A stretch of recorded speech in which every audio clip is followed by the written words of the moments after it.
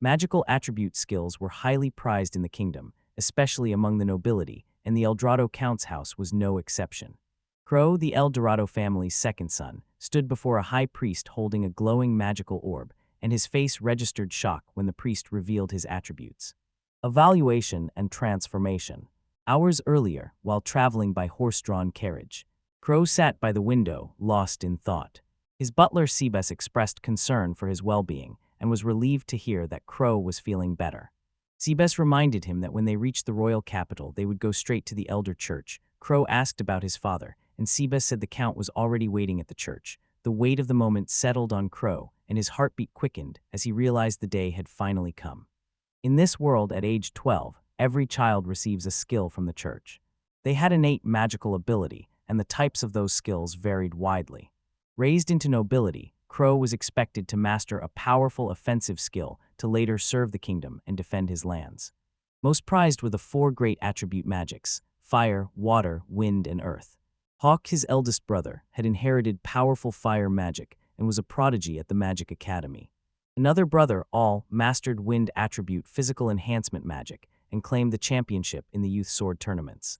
Because of his bloodline, Crow expected to receive one of these high-class combat skills. He hoped his would be among the strongest. His thoughts stopped when Sebes said the royal capital was in sight. He immediately sat up and looked out at the massive walls and soaring towers of Belfair, the capital. He was left in awe, and it deserved its title.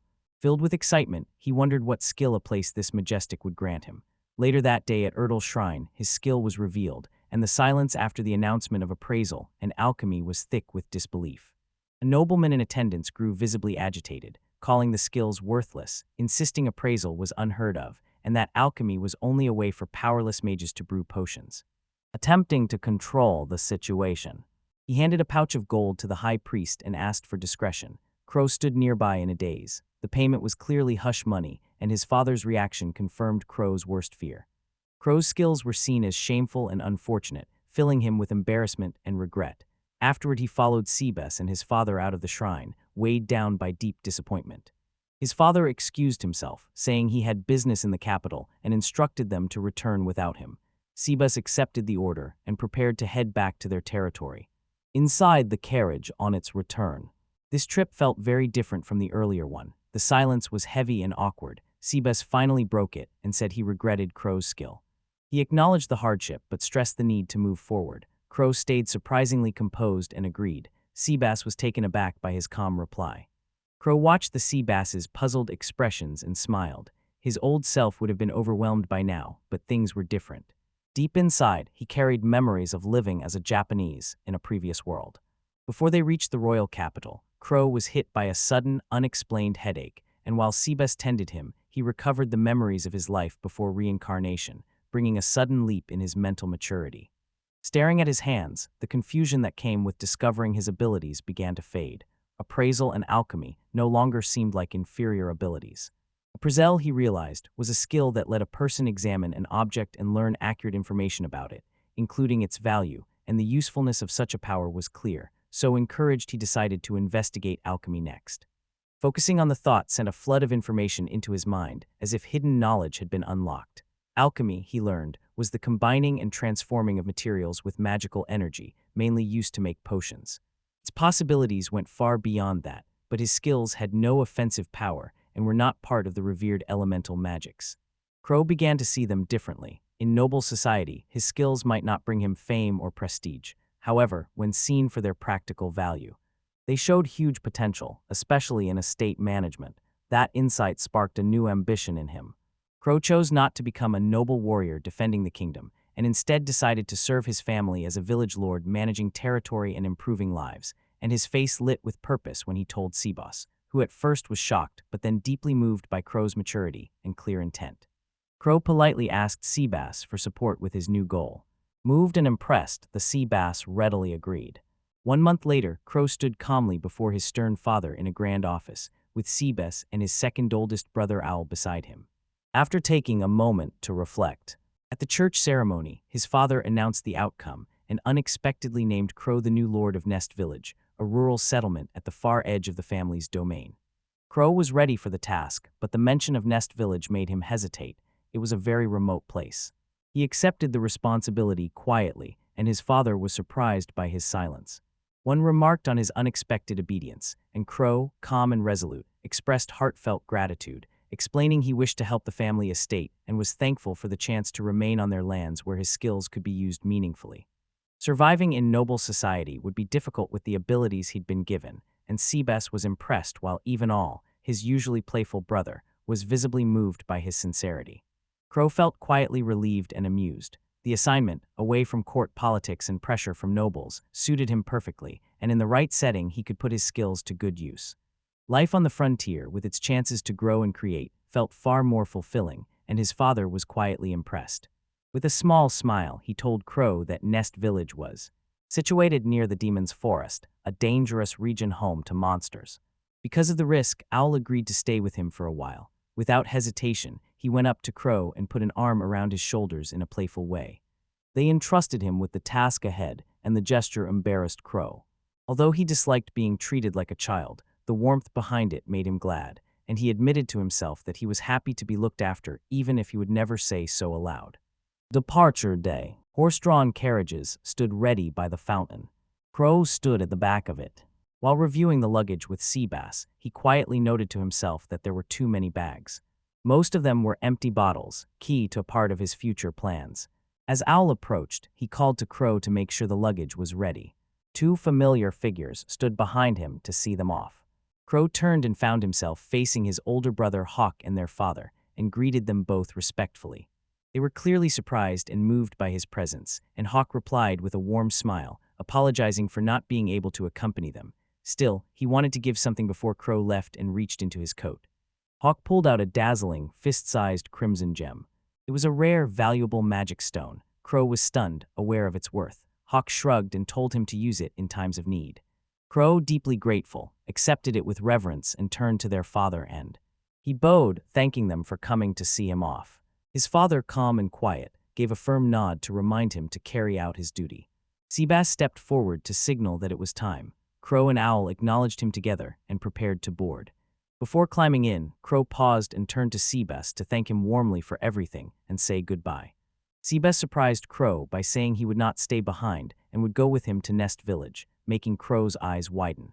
Seabass, the El Dorado family's head butler, held a prestigious position. Crow questioned whether it was really okay for him to leave, but Seabass assured him Lord Fesson had given permission. In a steady, nostalgic tone, Seabass said how much Crow had matured in just 1 month. Despite having skills that nobles considered weak or impractical, Crow had carefully weighed his future and chosen a path with clear conviction. Deeply moved, Seabass bowed and pledged the remainder of his life to serve.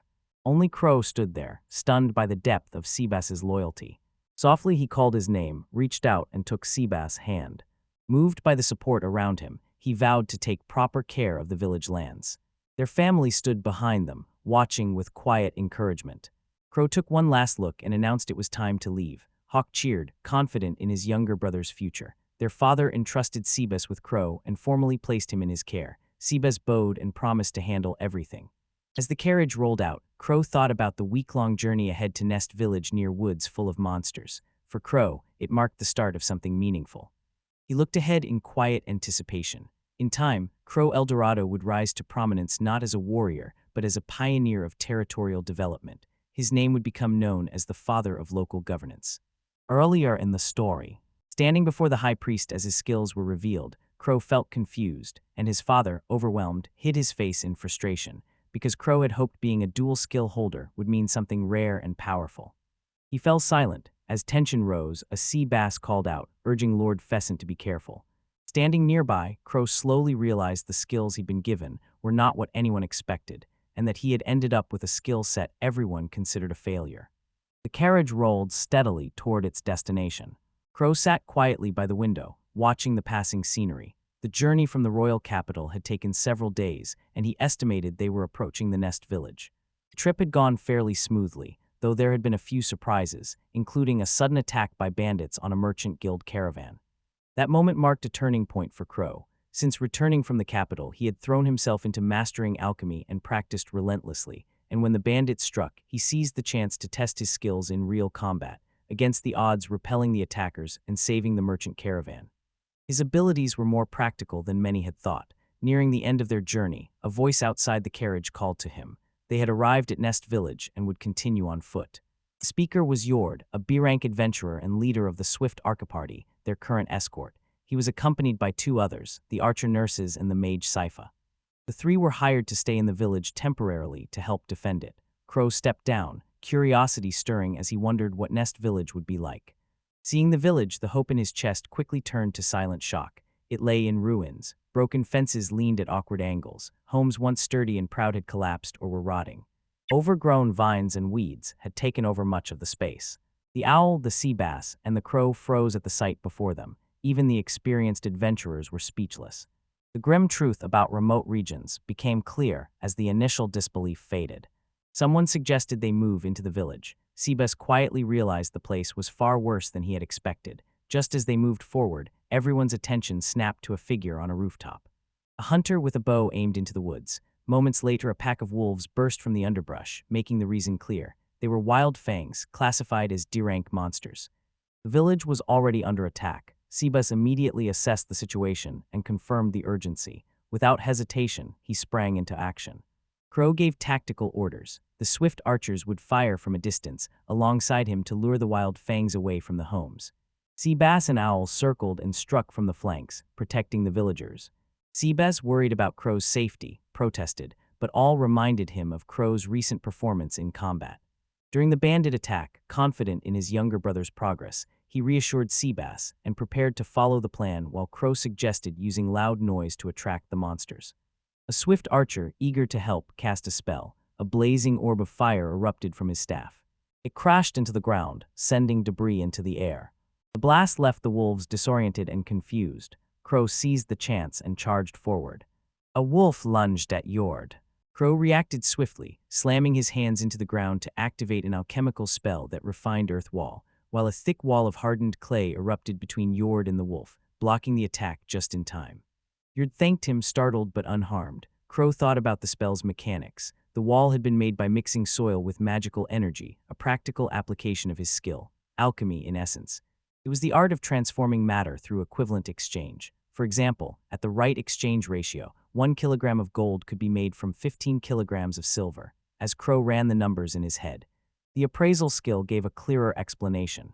Alchemy, it said, lets a user mix materials to change their nature, usually by channeling magical energy into the process. Not an offensive skill in the usual sense, it had limitless potential in capable hands. Crow kept thinking about alchemy's true mechanics, and now understood that magical energy could be treated like a material for equivalent exchange, allowing fusing it with physical matter to change substances freely, and combining earth with that energy made transmutation possible, so with the right manipulation, even spells could be transmuted. He realized this was the essence of alchemy, much deeper than it looked, and quietly accepted that those around him still misunderstood its true value. In the thick of the fighting, the wild fangs kept up their relentless assault, while everyone in Seabass fought fiercely, slashing and dodging among the wolves. After a swift archer warned the enemy's numbers would drag the fight out, Crow assessed the situation and ordered all in Seabass to fall back briefly. When the others pulled back, Crow dropped to one knee, set his palm on the ground, and activated his next spell, Refining. Earth Needle, instantly, a forest of sharp spikes erupted from the ground. He impaled the wild fangs with brutal precision. The whole pack fell in a single move. The sudden death stunned the others. All in the swift archers stared in disbelief. Seabass stayed composed but was clearly impressed, because taking down so many wild fangs with a single strike showed enormous power. Crow fell silent for a moment, amazed that such devastating power could come from a beginner-level earth spell. Seabass examined the spike's size and density and said the spell's effect matched Ground Needle, an intermediate-level technique, which surprised Crow. It was hard to believe he had made something of that scale when a man stepped up from behind, thanked the group, and introduced himself as Wagner, the head of Nest Village. Seabass stepped forward politely, returned the greeting, and formally introduced himself as the El Dorado family's butler, then gestured to Crow and presented him to Wagner as the third son of House El Dorado and the newly appointed Lord of Nest Village. Humbled, Wagner looked at Crow with surprise and appreciation and remarked on the unexpected effort it must have taken to travel all the way to such a remote place. Crow, firm and resolved, said Nest Village was a crucial part of the El Dorado territory and that he intended to bring prosperity to the land, then extended his hand, which Wagner took respectfully. After the formalities, Wagner took Crow, Seabass, and Owl on a walking tour of the village. Walking the cracked, overgrown roads, Crow quietly scanned their surroundings. The buildings were worse than he had imagined. People stood by crumbling walls and splintered fences with tired, wary expressions. The mood was heavy. Crow understood immediately that improving the villagers' housing and ensuring their safety had to be the first priorities. He asked Wagner if attacks by wild fangs were common, and Wagner said those monsters rarely left the cursed forest. Recently, they began appearing more often. The balance in the forest seemed disturbed. He added that a species called lalabirds had begun appearing in large numbers. They could not fly, but were aggressive and numerous, and held the forest's outer edge. Their rise was likely pushing other monsters like the wild fangs out of the woods and toward the village. Crow took the news silently. Lalabert were low-ranked monsters, rank E, but enough to disrupt the ecosystem. Crow grew more certain something unusual was unfolding, and with a serious demeanor, he laid out his plans for the coming days. All and the members of Swift Archer would be assigned to scout the cursed forest starting the next day, while Seabass would stay behind to guard Nest Village with the help of the local hunters. Concerned by Crow's fatigue after using a lot of magic, Seabass urged him to rest. Crow smiled calmly and waved off the suggestion because he was not finished yet. Under the setting sun, Crow knelt and pressed his right palm to the earth as magic surged through his hand.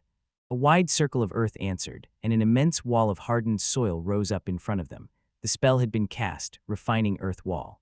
Seabass stood in awe, taking in the full scale of Crow's work. Crow said they would build more of those walls to surround the village. With enough coverage, most monsters could not breach the perimeter. Yord, a member of Swift Archer, was stunned and stammered as he tried to understand how Crow could still cast magic of that scale after already unleashing a powerful ground needle spell earlier. Sypha, his teammate, was equally shocked. Most mages would have exhausted their magical energy long ago. That made Crow pause. Now that they mentioned it, despite practicing and using magic every day, he had never experienced magical exhaustion, so he thought this was not normal. Seabass watched their progress and figured they might finish before sunset. A Swift Archer suggested they start preparing food while they waited. Seabass smiled quietly, thinking again about how Crow always surprised him. As the last of the sunlight bathed the village, Crow quietly recorded a new report in his mind. Territory information, Nest Village, population, 50, new residents, an owl named Sebastian and a Swift Archer, construction. A large earthen wall, notes, village safety has improved slightly. Shortly after, sunset's warm glow lit the smooth new rooftops and freshly built walls. A row of finished houses stood proudly. Seabass and Wagner stood speechless, stunned by the transformation. Seabass tried to speak, but no words came. Turning to Crow, he could not believe what he saw. Crow, unfazed, said simply that it was a villager's house. Still stunned, Seabass demanded to know how such a magnificent structure had been built so quickly. Crow explained that he used alchemy to solidify and level the ground first, an essential step to ensure stability, then built the walls from the same refined earth as the outer barrier to ensure strength and uniformity, and finally led Seabass and Wagner inside, guiding them through the interior. He pointed out the kitchen, conveniently near the entrance with vents for airflow, and introduced a large central room for dining and relaxation. Finally, he led them into the bedroom and pointed out that the walls had been made thicker to reduce outside noise. This, he said proudly, was possible because they used the same techniques as the village's defensive wall. Wagner, still unable to take in the scale of Crow's work, could only breathe heavily in disbelief. Stepping outside again, the three saw villagers gathered and staring into the distance, a small crowd murmuring in disbelief at a towering structure standing in the village. One woman hesitantly asked what it was, and the man beside her guessed it was a building. Before them stood a tall, clean, modern building that looked like a condominium. Crow watched them from nearby and felt a bit sheepish. He hadn't meant to draw this kind of attention. The place had been built on a whim and had somehow ended up looking like a multi-level condominium. Whispered voices reached his ears, Wagner speculating that earth magic could really be that powerful and Seabass quietly wondering if young Master Crow was simply an extraordinary mage, then clearing his throat to change the subject. Crow led the group to the central square. At the heart of Nest Village, the cheerful sounds of children playing greeted him. The sight filled Crow with a quiet resolve, and he wanted the square to be a place where villagers could relax and children could laugh freely, so he knelt again and channeled his magic through the earth. Using precise control, he manipulated the ground and some instructors from the soil and wood. The ground shifted, wooden beams aligned, and benches began to take shape. Before long, a complete playground stood, with slides, seats, and climbing areas. Children stared wide-eyed, and some immediately started exploring the playground. An eager boy trying to be first down the slide, followed closely by a girl who insisted she wanted to go too. Crow stepped in and gently reminded them to take turns. Amused, he noticed Wagner quietly slipping into the line for the slide, his face as eager as the children's. Even Seabass looked a little stunned, never having seen such equipment before. He offered Crow sincere praise, impressed by the ingenuity of it all. Crow accepted the compliment with a little embarrassment. In truth, the idea wasn't entirely his. It was something he remembered from elsewhere. Still, seeing it bring joy to others was reward enough. Eventually, Seabass said owl, and the others should be returning soon. Crow agreed and decided that with the plaza set up, they should prepare something for tonight's dinner. When evening fell, the smell of cooking drifted through the village, smoke rising from the new houses as villagers gathered around a central campfire, and their laughter warmed the night air. He returned just in time for the festivities, calling out to Crow, who welcomed him back with a smile. Before them lay a large pile of freshly hunted lalabirds. Crow immediately recognized the catch and confirmed it was all lalabird meat. I nodded and assured him that this would feed the whole village. I looked at a new setup nearby and asked if Crow had built the barbecue too. Crow confirmed and explained that the grill's design becomes a simple table when the lid is closed. Their moment was interrupted when someone called to them, and Seabass stepped forward to speak to both Crow and Owl. Lalabird Yakitori handed Crow a skewer, and Crow accepted it. They bit into the grilled meat, savored the flavor, and everyone, pleased by the taste, said the seasoning worked well. Crow casually asked what ingredients All had brought back from the journey. All handed him a pouch. Crow activated his appraisal skill. Identified immediately were a mid-grade healing herb that mixes with clean water to make a recovery potion, a low-grade detoxy herb used for crafting detox potions, and mid-grade mana compost rich in nutrients and mana, and ideal for cultivating crops and medicinal plants. Crow looked up at the night sky and felt deep satisfaction. The materials would let them advance their crops. The territory's development was finally starting to show. The fire's warm glow kept flickering through the village as children played and laughter filled the air. Crow watched everything unfold and allowed himself a quiet smile. They still lacked many things, but they were moving forward one steady step at a time. He looked forward to what lay ahead. Territory information, Nest Village, population 50. Constructed items include houses, benches, playground equipment, barbecue tools, cooking counters, and tables, plus private residence. Remarks, village unity appears to be increasing slightly. Meanwhile, far to the east, in the sprawling Viscount territory, in the El Dorado region, a different scene was taking shape. A servant entered a stately room and announced she had a report. A composed, elegant noblewoman rose and asked what it was. The servant said a letter had arrived from the El Dorado family. The note said Lord Crow had gone to the Borderlands, and Rose's eyes brightened as she pressed the servant for more. At the Nest Village farming plaza, Crow faced a field of withered, dying crops. He immediately saw that the field had been devastated by the influence of the wild farm. Wagner understood the implications as well. It meant the village might not have enough food to survive the coming winter. Crow, thinking of the wheat they had received from the Sebastel Dorado family, doubted even that would be enough. Seabass admitted the situation looked dire. Looking over the damaged land, Crow knew he had to act at once. He turned to Wagner to ask about crops other than wheat. Wagner explained that in Nest Village they grew pearl millet, a hardy crop that did well even in dry, barren soil. With a plan in mind, Crow leaned toward Seabass and quietly asked a favor, whispering in his ear while Wagner watched, puzzled. After that, his eyes filled with resolve, and he announced they would stop actively growing pearl millet. Instead, he suggested they start growing herbs, especially healing grass. Shock and uncertainty swept the villagers. Doubt spread among them. One woman repeated the words healing grass in disbelief. Another villager warned that if the plan failed, the whole village would starve, and Crow quickly reassured them that they'd still plant some wheat. He then turned to Seabass and asked the market price for corn sold to merchant caravans. Seabass estimated about 100 gil. Crow then asked the price of healing grass, and Seabass said a single bundle would likely sell for 300 gil. Wagner realized they would now focus on growing cash crops. Crow confirmed this, saying he already had a buyer, and as an alchemist, he could turn the medicinal herbs into potions worth tens of thousands of gil each. A woman in the crowd doubted its value, but Crow stood by his judgment. And when Wagner asked if healing grass could really grow in ordinary fields, Crow said it could and planned to infuse the soil with magical energy. He noticed medicinal herbs often grew where monsters lived, so he suspected magic in their droppings and urine had soaked into the soil, and Crow confirmed soil tests showed magical energy. Kneeling beside the withered wheat, Crow wondered whether magic could be infused into ordinary plants, and when he placed his hand on the dry stalks, magic began to flow from his fingertip. Before the villagers' eyes, the field changed miraculously. The wheat thrived even though the soil still lacked nutrients because the magical energy made up for it, and the crop was strong, so Crow, beaming, told the villagers that at this pace he could restore the other fields too. A once ruined patch of land had become lush and green again. Overjoyed, the farmer called it a miracle. A woman said they could now grow medicinal herbs too, and another villager said they were ready to work together to grow them. Crow realized the herb field was now twice its original size, so potion making could become a regular activity. If it succeeds, it could become the village's specialty. A few hours later, someone placed a basket of eggs in front of the crow. He turned to his Alne-sama and, surprised, asked where all those eggs had come from. Al smiled confidently, crossed his arms, and told Crow about his discovery. Proudly, he said the larabirds relaxed completely after eating the healing grass. Crow looked at him in confusion. Al explained that while investigating the Devil's Forest, he encountered a flock of lyra birds, and to his surprise, they had been eating the healing grass. When the lyra birds started laying eggs, he concluded excitedly that they might do so when they feel relaxed, a possibility that was uncertain but promising. Yordleen turned to Crow and quietly confirmed that, though it might be hard to believe, it was true.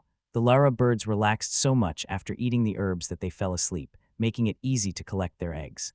Curious, Crow changed the subject and asked what lyrebird eggs tasted like.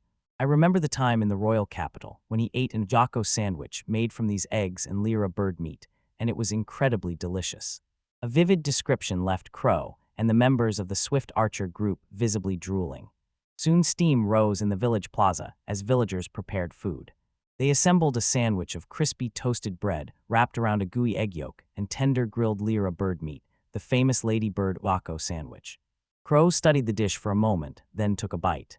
A wave of flavor hit him. Absolutely delicious. Crispy bread went perfectly with the soft, runny egg and juicy meat. The crow couldn't stop eating. While he devoured the sandwich, a thought occurred to him. The idea of having those eggs available whenever he wanted thrilled him, and he immediately called Seabass and his Alne-sama to say he had something important to discuss. The next morning, villagers gathered by the chicken coop. An egg fell from one of the lyra birds onto the straw. The bird let out a lazy, proud chirp. The villagers watched in awe. One said they were amazed by the egg, while another pointed out the bird's lifeless eyes and very relaxed demeanor. I will praise Crow's success. They were thrilled to enjoy egg dishes every day. Crow smiled and said he was about to prepare healing herbs, so the timing was perfect. That morning came back to him when he and Al went into the demon's forest to capture a female larybird. A pang of guilt came as he remembered Seabass had not been pleased with that decision. Seabass had warned him not to go himself. Crow also remembered creating the breeding facility by Alchemy. He spread straw across the area to make the lyra birds comfortable. With the setup finished, he considered who could care for the lyra birds going forward. A burly man stepped forward from the crowd and volunteered to look after the birds, and Crow asked who he was. The man introduced himself as Kentucky. After a pause, Crow agreed, but warned that eating the lyra birds was not allowed under any circumstances. While holding the birds, Crow imagined he heard them tell him to hand them all over. Their dull, glassy eyes stared back at him. Kentucky observed the birds and commented that, although their eyes were unsettling, they were rather cute. Crow gave a vague agreement and concluded they take turns caring for them. The village status was recorded. Territory information, nest village, population 50, livestock. Female lyra birds with lifeless eyes, constructed herbal garden, lyra bird breeding grounds. Remarks, eggs can now be obtained stably. Elsewhere down a rattling road, a caravan pressed on. Inside, a dignified noblewoman with sharp, bright eyes sat calmly. The mustached man beside her thanked her for escorting him while still unsure if she truly wanted to. Rose smiled brightly and said she was perfectly fine. She had come to train, and staying home would have been far too dull. The calm inside the carriage was broken when it came to a sudden, jarring stop. A sudden stop shook the passengers. The coachman, gripped by fear, stammered as he tried to speak. The man with the mustache stood and peered out the window to see what was happening. Panicked, the coachman reported that a monster had appeared. Snarling wolves were closing in on their caravan. The mustached man's face twisted with alarm as he said they weren't even that close to the cursed forest, yet monsters were already attacking. And in his panic, he didn't notice that Rose was no longer by his side. And when he began to ask Lady Rose for guidance, he realized mid-sentence that she had vanished from the carriage. Outside, the man with the mustache stared in shock as Rose leapt from the vehicle and, sword in hand, cut down the wolves as she landed, a delighted smile on her lips and excitement in her voice and heart, because this was exactly what she had been seeking, the thrill of the frontier. Deep in the forest, Crow walked, thinking about how many wild fangs had been caught in traps that day, and remembering that materials from wild fangs sold well, so traps had been set across the cursed forest both for profit and to exterminate them. Confident the timing was right to make a good catch, and already thinking about how much he might earn, he suddenly stopped in his tracks after stepping on the body of a dead creature. Realizing what he'd just stepped on, Crow asked Swift Archer if any traps had been set in that area. That made no sense. Dozens of wild fang lay scattered across the ground, and a member of Swift Archer was equally confused, wondering aloud why so many had died there. Crow's attention was quickly drawn ahead, where a lone figure came into view. A noblewoman with a gleaming sword finished off the last beast with a striking flourish. Confidently, she called the wild fangs unimpressive. Crow stared in disbelief. He hadn't expected to see Rose there at all. She turned to him with a familiar grin. It had been a long time since they'd last met, Rose rumbled. As the eldest daughter of the rumbling Viscount family and his childhood friend, she was a prodigy like his Alne-sama and had honed her swordsmanship with the clear goal of becoming a knight. Crow surveyed the carnage and realized the dozens of wild fang corpses were probably Rose's doing, muttering in exasperation that she was a battle maniac as Rose casually dismissed the concern. The crow sighed and smiled. A warm welcome awaited her at Nest Village. Minutes later in the village, Crow met another familiar face who greeted him warmly, and he replied just as cheerfully. Steward was a bearded man employed by the El Drido family as a merchant and the leader of a merchant caravan that traveled between Bird's Garden and the royal capital. Crow remembered it was the same caravan he had rescued from bandits on his journey to Nest Village and had since asked Stewart to make regular visits as a gesture of goodwill. Crow thanked Stewart not only for coming, but also for giving Rose a ride to the village. Stewart reassured him it was no trouble. In fact, thanks to Crow's help they arrived safely. Shortly afterward, a new aqueduct came into view over the village, and villagers drew water from a well. Stewart took in Nest Village's growth and felt surprised. The transformation was stunning. He had heard it was a cold, poor village of only about 50 people, but what he now saw proved that wrong, and Crow agreed. A month after his first arrival in Nest Village, the fields had expanded, and the villagers worked with renewed energy. Crow had spent nearly the whole month on civil engineering work. Because of that, they could now draw water directly from the Ujert River, which flowed down from the Kajis Mountains, securing a steady supply for daily use and drinking. Digging a roughly 10-kilometer waterway and reinforcing, the ground had taken a heavy toll on him, and the physical labor left him completely exhausted. Afterward, he told Stewart he would show him where they kept the goods they planned to sell. A few minutes later, Stewart looked around in astonishment and asked if the place they'd entered was an underground warehouse. Crow explained that potions keep better where temperature and humidity stay steady. The facility also stored monster materials and processed goods. In the main storage room, Stewart confirmed Crow's stock of recovery potions, monster materials, and processed items, and Crow picked up a box and began the inventory. The potion collection held 3 A-rank recovery potions and 120 B-rank ones. Stewart was visibly stunned. The 3 A-rank potions were an extraordinary find, and at first he could hardly believe it, leaving him nearly speechless. In this world, recovery potions came in 3 ranks, and the most common were C-rank potions, which were cheap, could stop bleeding, and only slightly restored vitality.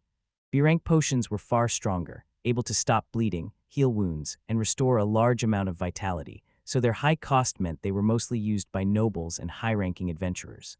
A-rank potions were exceptionally rare, not sold openly, and usually reserved for the royal family or the highest-ranking noble houses, with legendary effects said to restore lost limbs and even cure rare or stubborn illnesses.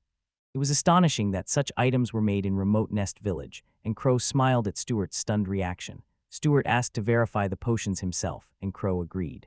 They began with the B-rank potion, testing a single drop in a special testing glass. The drop turned orange, confirming its grade. Then they moved on to the A-rank potion, and the glass shimmered with rainbow colors. Stewart beamed with joy. The test confirmed the authenticity of both potions. He did not know Crow had already verified everything in advance using his appraisal skill. Afterward, Crow asked if the rest of the transaction could be entrusted to Seaboss, and Stewart readily agreed. After the business exchange, Crow stood in the village playground, scanning the area and muttering to himself about where Rose had gone. He watched her play with the children, laughing and sliding down beside them. They were already getting along so well.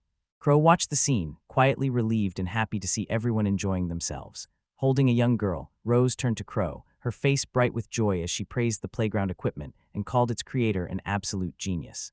The girl proudly told her that Crow himself had built everything, every wall and house. Rose was stunned and could barely take it in, stammering in disbelief. Crow nodded modestly to confirm it. Overwhelmed, Rose grabbed his shoulders and said such craftsmanship couldn't come from ordinary means. It had to be the work of an alchemist. A setup this fortified was far beyond what you'd find in a small village. Crow answered calmly and offered to show her around the house, inside Crow's apartment. Still amazed by the design, Rose asked if he had built it too. Crow replied with a bashful smile, and Rose's tone became more serious. She admitted she was worried when she first heard about Crow's skill and that he had left home. The news worried her. Crow fell silent for a moment, then smiled and looked up. Reassuring her, he said not to worry. His older brothers were still at the El Dorado household. Determined, he would do whatever he could with his own strength. Seeing the quiet resolve and light in his eyes, Rose was taken aback. A flush warmed her cheeks when she realized how much she had changed since they last met. Crow asked about the skill Rose had received, and Rose's face lit up as she proudly explained it was a physical support ability linked to wind attribute magic like all Samus, and that she had come to learn to wield wind magic more effectively. Chrome used to say the skill fit her battle-hungry nature perfectly, and he was glad to see her happy and energetic. He suggested she take a bath to rest and wash away her travel fatigue, and Rose lit up at the news, praising the village in amazement while Crow, slightly flustered, admitted the bath was only in his house for now. That evening, the village held a welcome party for Rose combined with a social gathering with the caravan, and a barbecue in the plaza filled the night with warmth and celebration. At day's end, Sebas handed Crow a slip, said the transaction with the young master steward had been completed, and gave the financial details, which Crow took and glanced at.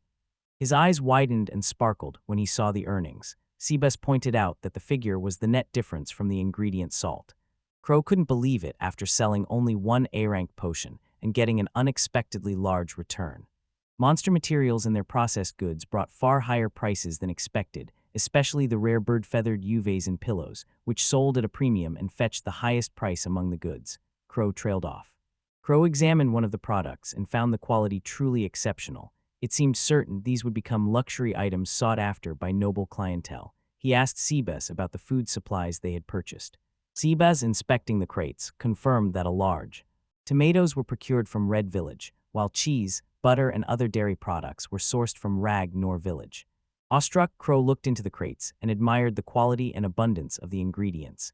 Sebas explained the tomatoes would be turned into sauce and the dairy kept in the underground warehouse to preserve freshness. Holding a tomato, Crow thought that with these ingredients they could make that dish. Hours later, the smell of fresh baking filled the air, drifting through the village and making everyone's mouths water. An arched brick oven burned brightly in the plaza. Just in time, Crow reached into the oven to take out what he had been baking. A hot, bubbling pie came out, covered in fragrant toppings, a special pizza. He took a bite and savored it. It was unbelievably good. No one would have expected pizza could be made and enjoyed in a world like this. Crow remembered he'd only recently built the pizza oven. The civil engineering experience he'd gained over the past month was proving useful in unexpected ways. A child pointed at the oven and asked what it was, likely mistaking it for something to play with. Crow explained it was a pizza oven used to make food, warned that it was dangerous and should not be touched, and another child asked whether the pizza was actually delicious. Laughing, Crow said yes and told them to bring their friends so they could try it too. The girl nodded eagerly and promised to gather everyone. Stewart arrived, salivating at the smell and eagerly asking if he could have some pizza too, while Wagner and several villagers rushed over asking for a taste. Crow froze for a moment when he saw the crowd form, then started organizing them into a line, and the girl from before came back saying she'd brought a friend, which Crow realized was Rose, who, drawn by the smell and the buzz, said she'd heard the pizza was delicious and wanted to try it herself. Crow watched everything unfold with a mix of joy and disbelief, and quietly wondered how such a strange, lively moment had come to pass since he was technically a noble. And the updated village status now read territory information: Nest Village, population 50+ rows, productions underground warehouse, pizza killin', specialties Erank potion, Burank potion. Beyond the peaceful village that night, a faint cry broke the forest's silence, Ko. A pale, lifeless body lay still on the ground. Huddled beside it was the source of the sound, a small, fluffy white cub crying in the darkness. On a still morning deep in the cursed forest, Crow stood once again, performing another on-site inspection. Hunter team leader Carrie Sky stepped forward and began his report, noting that recently the number of wild fangs caught in their traps had increased noticeably. Crow explained that a decline in rallybirds, the creatures used as bait for the wildfangs, caused the change. With fewer rallybirds, the wildfangs gradually lost interest and stopped following them toward the village. That allowed them to collect more resources and sell the gathered materials, benefiting both sides. Crow suggested they check the rallybird traps next. Soon the cages holding the rallybirds came into view. The traps were baited with healing grass, and when creatures entered and their combined weight exceeded a set limit, the mechanism triggered and the entrance closed, preventing escape. Carrie Sky asked whether they should start collecting the captured. As they inspected the traps, Crowsy noticed something odd along the line. At first, it looked like another wild fang trap, but a closer look showed it wasn't. A small, fluffy white cub lay asleep inside the trap, holding a bone in its mouth. Nothing the monster Carrie Sky had ever seen was like it. Based on its size and features, it seemed quite young. Crow decided to use his appraisal skill, and as the cub slowly stirred and gave a faint cry, the appraisal showed Lavini Fang's child, female, a secondary ice wolf species that inhabits snowy mountain ranges, exceptionally rare and found only in small numbers. Once matured, it becomes a rank monster, and according to legend, when it dies, this monster gives birth to its own duplicate. Crow told the hunter team. Karski looked grim. People at the guild spoke of the Lavini Fang, a legendary ice wolf, and anyone who saw one was said never to return alive. Other hunters murmured among themselves, unsettled by the presence of such a monstrous, terrifying creature, and Crow pondered silently, thinking it might be merely a cub. He hesitated. The appraisal also stated that when it died it produced a duplicate. That meant the parent had probably died nearby. The silver cub looked up at him and gave a small, clear cry. Crow gently placed his hand on its head. If they let it go, it would probably struggle to survive. If it did manage to live, it could later become a dangerous threat. Crow scooped the silver cub into his arms. Despite the hunter's hesitation, he took it back to Nest Village. The hunters were visibly shocked. Carrie Sky objected, warning this was a rank monster not to be taken lightly. Crow acknowledged the danger and planned to consult with Seabass before making any firm decisions. Still, one question remained about why the creature was in the cursed forest instead of its usual snowy habitat, and Crow suspected it had wandered down from the Kruji's mountains.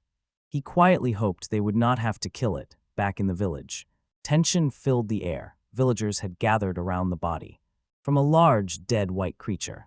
Crow fell silent at the sight of it, massive and easily about 7 meters long. His brothers came forward and greeted him, glad to see him return. Crow, stunned, asked about the corpse in front of them. Earlier that day he had found the creature in the cursed forest, and thinking it could provide useful materials, brought it back by carriage. Crow stared silently at the enormous demon's body. Cradling the sleeping cub, he realized the massive wolf they had found was likely the cub's parent. At that moment, Seabass appeared and noticed what Crow was holding. Seabass was shocked to learn it was a baby Lavini Fang. He quickly put the pieces together and realized the giant legendary creature they had found must be the cub's parent. Crow confirmed what Seabass had suspected. For better or worse, Crow believed they could not simply abandon the cub, and he hoped to raise it in the village if possible. Seabass, overwhelmed, put a hand to his forehead in resignation. Seabass told Crow he would have to report the situation to Lord Pheasant. Crow was surprised and thought the corpse might be his father. Seabass explained that because the cub could grow into an A-rank monster, decisions about its future and how to handle the parent's body might have to go not only to Lord Pheasant, but even to the king. On Crow's side, given the gravity of the situation, things suddenly became much more serious. He doubted whether raising a monster was acceptable. Rallybird was a monster too, an E-rank one, but this was completely different. The Lavini Fang was on a completely different level. Suddenly, the cup jolted awake. It leapt from the crow's arms and bolted off. The crow called after it and began chasing. Outside, the village square buzzed with villagers cooking and enjoying their meals. Kentucky was eating nearby when a cub ran up to him, and when the small white wolf stopped in front of him, he muttered in confusion. Just as the crow caught up, the cub leapt forward and ate Kentucky's food in one bite, startling them both. Rose pushed through the sudden commotion with a drumstick in hand and asked what was happening, scolding Crow for not letting people eat in peace, but mid-sentence her eyes fell on the cup. The drumstick fell from her hand. Eyes sparkling, she picked up the small creature and mumbled to herself, delighted by its cuteness. Crow watched her hold the cub and found it surprising that this swordswoman liked fluffy things so much, while Rose, still cradling the pup with delight, turned and asked what it was. When Crow said it was a red cup from a Lavini Fong, Rose froze, took it in. Everyone screamed in disbelief at the sight of such a dangerous monster, and Crow began to explain how he had found it in the demon forest. Holding the pup carefully, Rose asked whether the dead creature they found in the demon forest was its parent, and Crow agreed that it seemed so Rose nodded, accepting the cub had no parent, while Crow added that nothing was decided yet, but he would care for it for now. Rose's eyes lit up with excitement, and she immediately asked permission to name it, inspired by the fact it was a red cub from a Lavini Fong. Holding it up, she cheerfully announced the name. Lavi Chun. Crow watched her expression and smiled. Since it was a Lavini Fong, the name Lavi fit. It was simple but would do. Rose happily fed the pup plate after plate. With the pile of empty dishes growing higher, Crow muttered about how much it was eating. Kentucky rushed over in a panic and said they were nearly out of the rallabird meat they'd set aside. The crow froze in shock while the cub simply smiled at him and gave a happy cry. Chapter 6 begins. Rose stood over Crow, watching him sleep even though it was already lunchtime. Crow sat up and, still half asleep, murmured Gradually's name. A yawn escaped him as he realized he always seemed to oversleep when Sebastian wasn't there to wake him. Sebastian had left the day before for Bird Garden, riding in Stuart's carriage. He needed to report to Crow's father about Ravi, and Crow had asked him to explain the A-rank potion while he was there.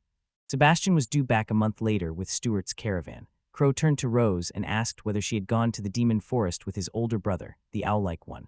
Rose smiled brightly and said that although she wanted to go, she decided it was better to stay and care for Ravi for a while. Understanding this, Crow said he'd go ahead and make some lunch, as he had planned to do that afternoon. When Rose asked what kind of work he had, Crow said they were going to build a reservoir and invited her to join them if she was free. Rose replied eagerly that she would join him and wanted to see his alchemy in action. While cooking, Crow asked how long Rose planned to stay in Nest Village, and she said she would stay at least until the next swordsmanship tournament. Crow noted that the tournament wasn't until next summer, which meant she planned to stay nearly a year. He admired her dedication, and while she watched him cook, Rose praised his skill in preparing the food. Crow thought how having the Rose around had made hunting much easier and felt grateful. Lifting the pot lid, he announced that the food was ready. Amused, he watched Rose and Ravi stare eagerly at the food, then served the meal while Ravi gave a happy yelp in the background.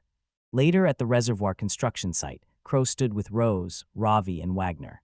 Wagner thanked Crow for helping with the project. Crow said they could count on him. Rose, surprised, asked if Crow planned to do the whole project alone.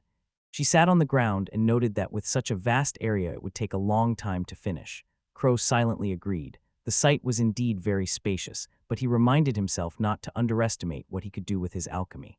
Kneeling, he announced they would begin by digging a hole 5 meters deep with the water's edge 1 meter deep, placed his hand on the ground, and activated his transmutation while chanting refining excavate. Suddenly the ground rumbled. Massive chunks of soil and stone shot up in the neat mounds formed around the site. The excavation finished in an instant. Rose stood speechless at the site. Crow noted the excavated material would be reused later to reinforce the river embankment. Next, they needed to solidify the ground to stop water from seeping out. Crow lifted his arm and gathered his energy, triggering the next transmutation, refining air cannon. A powerful gust of wind surged forward. Rose watched in awe, realizing even this was part of his alchemy. Crow remembered learning the air cannon second, right after the mud wall, because air was abundant and could be transmuted at will, making it highly versatile. He had already used it in construction, solidifying the ground beneath the village homes, and it was an indispensable technique for building projects. It had also proven useful in combat. He remembered using the air cannon to attack the bandits who had raided the steward's caravan. He fired another blast to finish the job. When he finished, he wiped the sweat from his brow and looked. He fell down into the enormous, deep hole he had just created. Rose admitted she had never seen alchemy in action and was astonished by Crow's speed and the scale of his work, then asked what he planned to do next. Crow said he planned to connect the reservoir to the river's tributary to store water. Rose struggled to follow the full scope of his plan. He added that when the reservoir reached a certain level, he would return the excess water to the tributary to prevent overflow and then connect it to a drainage system. Rose said the plan sounded like a lot of trouble, but believed Crow could finish it all in an instant, praised his alchemy as truly incredible, and said he could succeed even in noble society, and Crow smiled in response. He said he was content with his current life, and his greatest joy came from seeing the villagers smile more each day. Rose was stunned by his words and realized how much he had changed. Then she smiled and said she liked the person he had become. After that, they refilled the reservoir and upgraded the village's sewage and drainage systems. Crow wondered if he had really changed that much. Rose said the old crow had been much cheekier.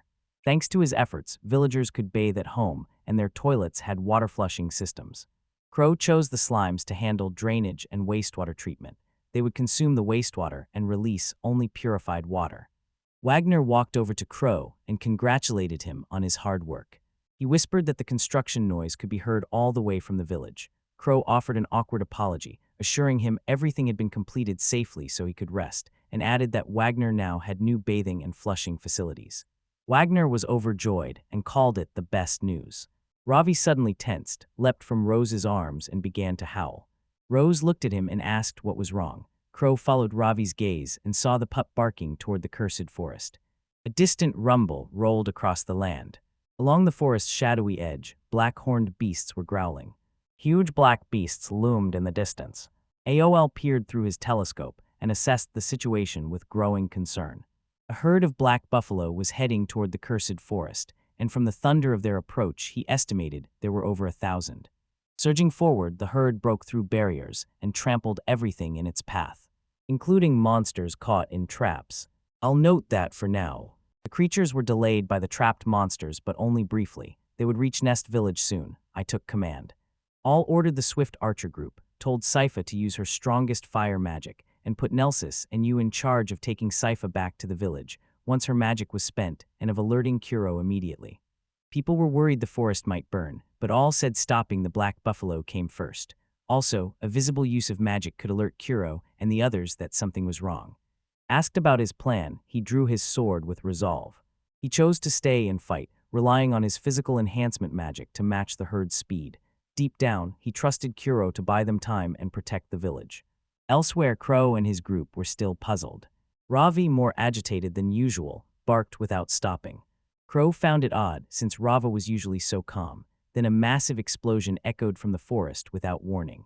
Alarmed, Rose asked where it came from. Crow, momentarily stunned, recognized it as fire magic, likely from Sypha.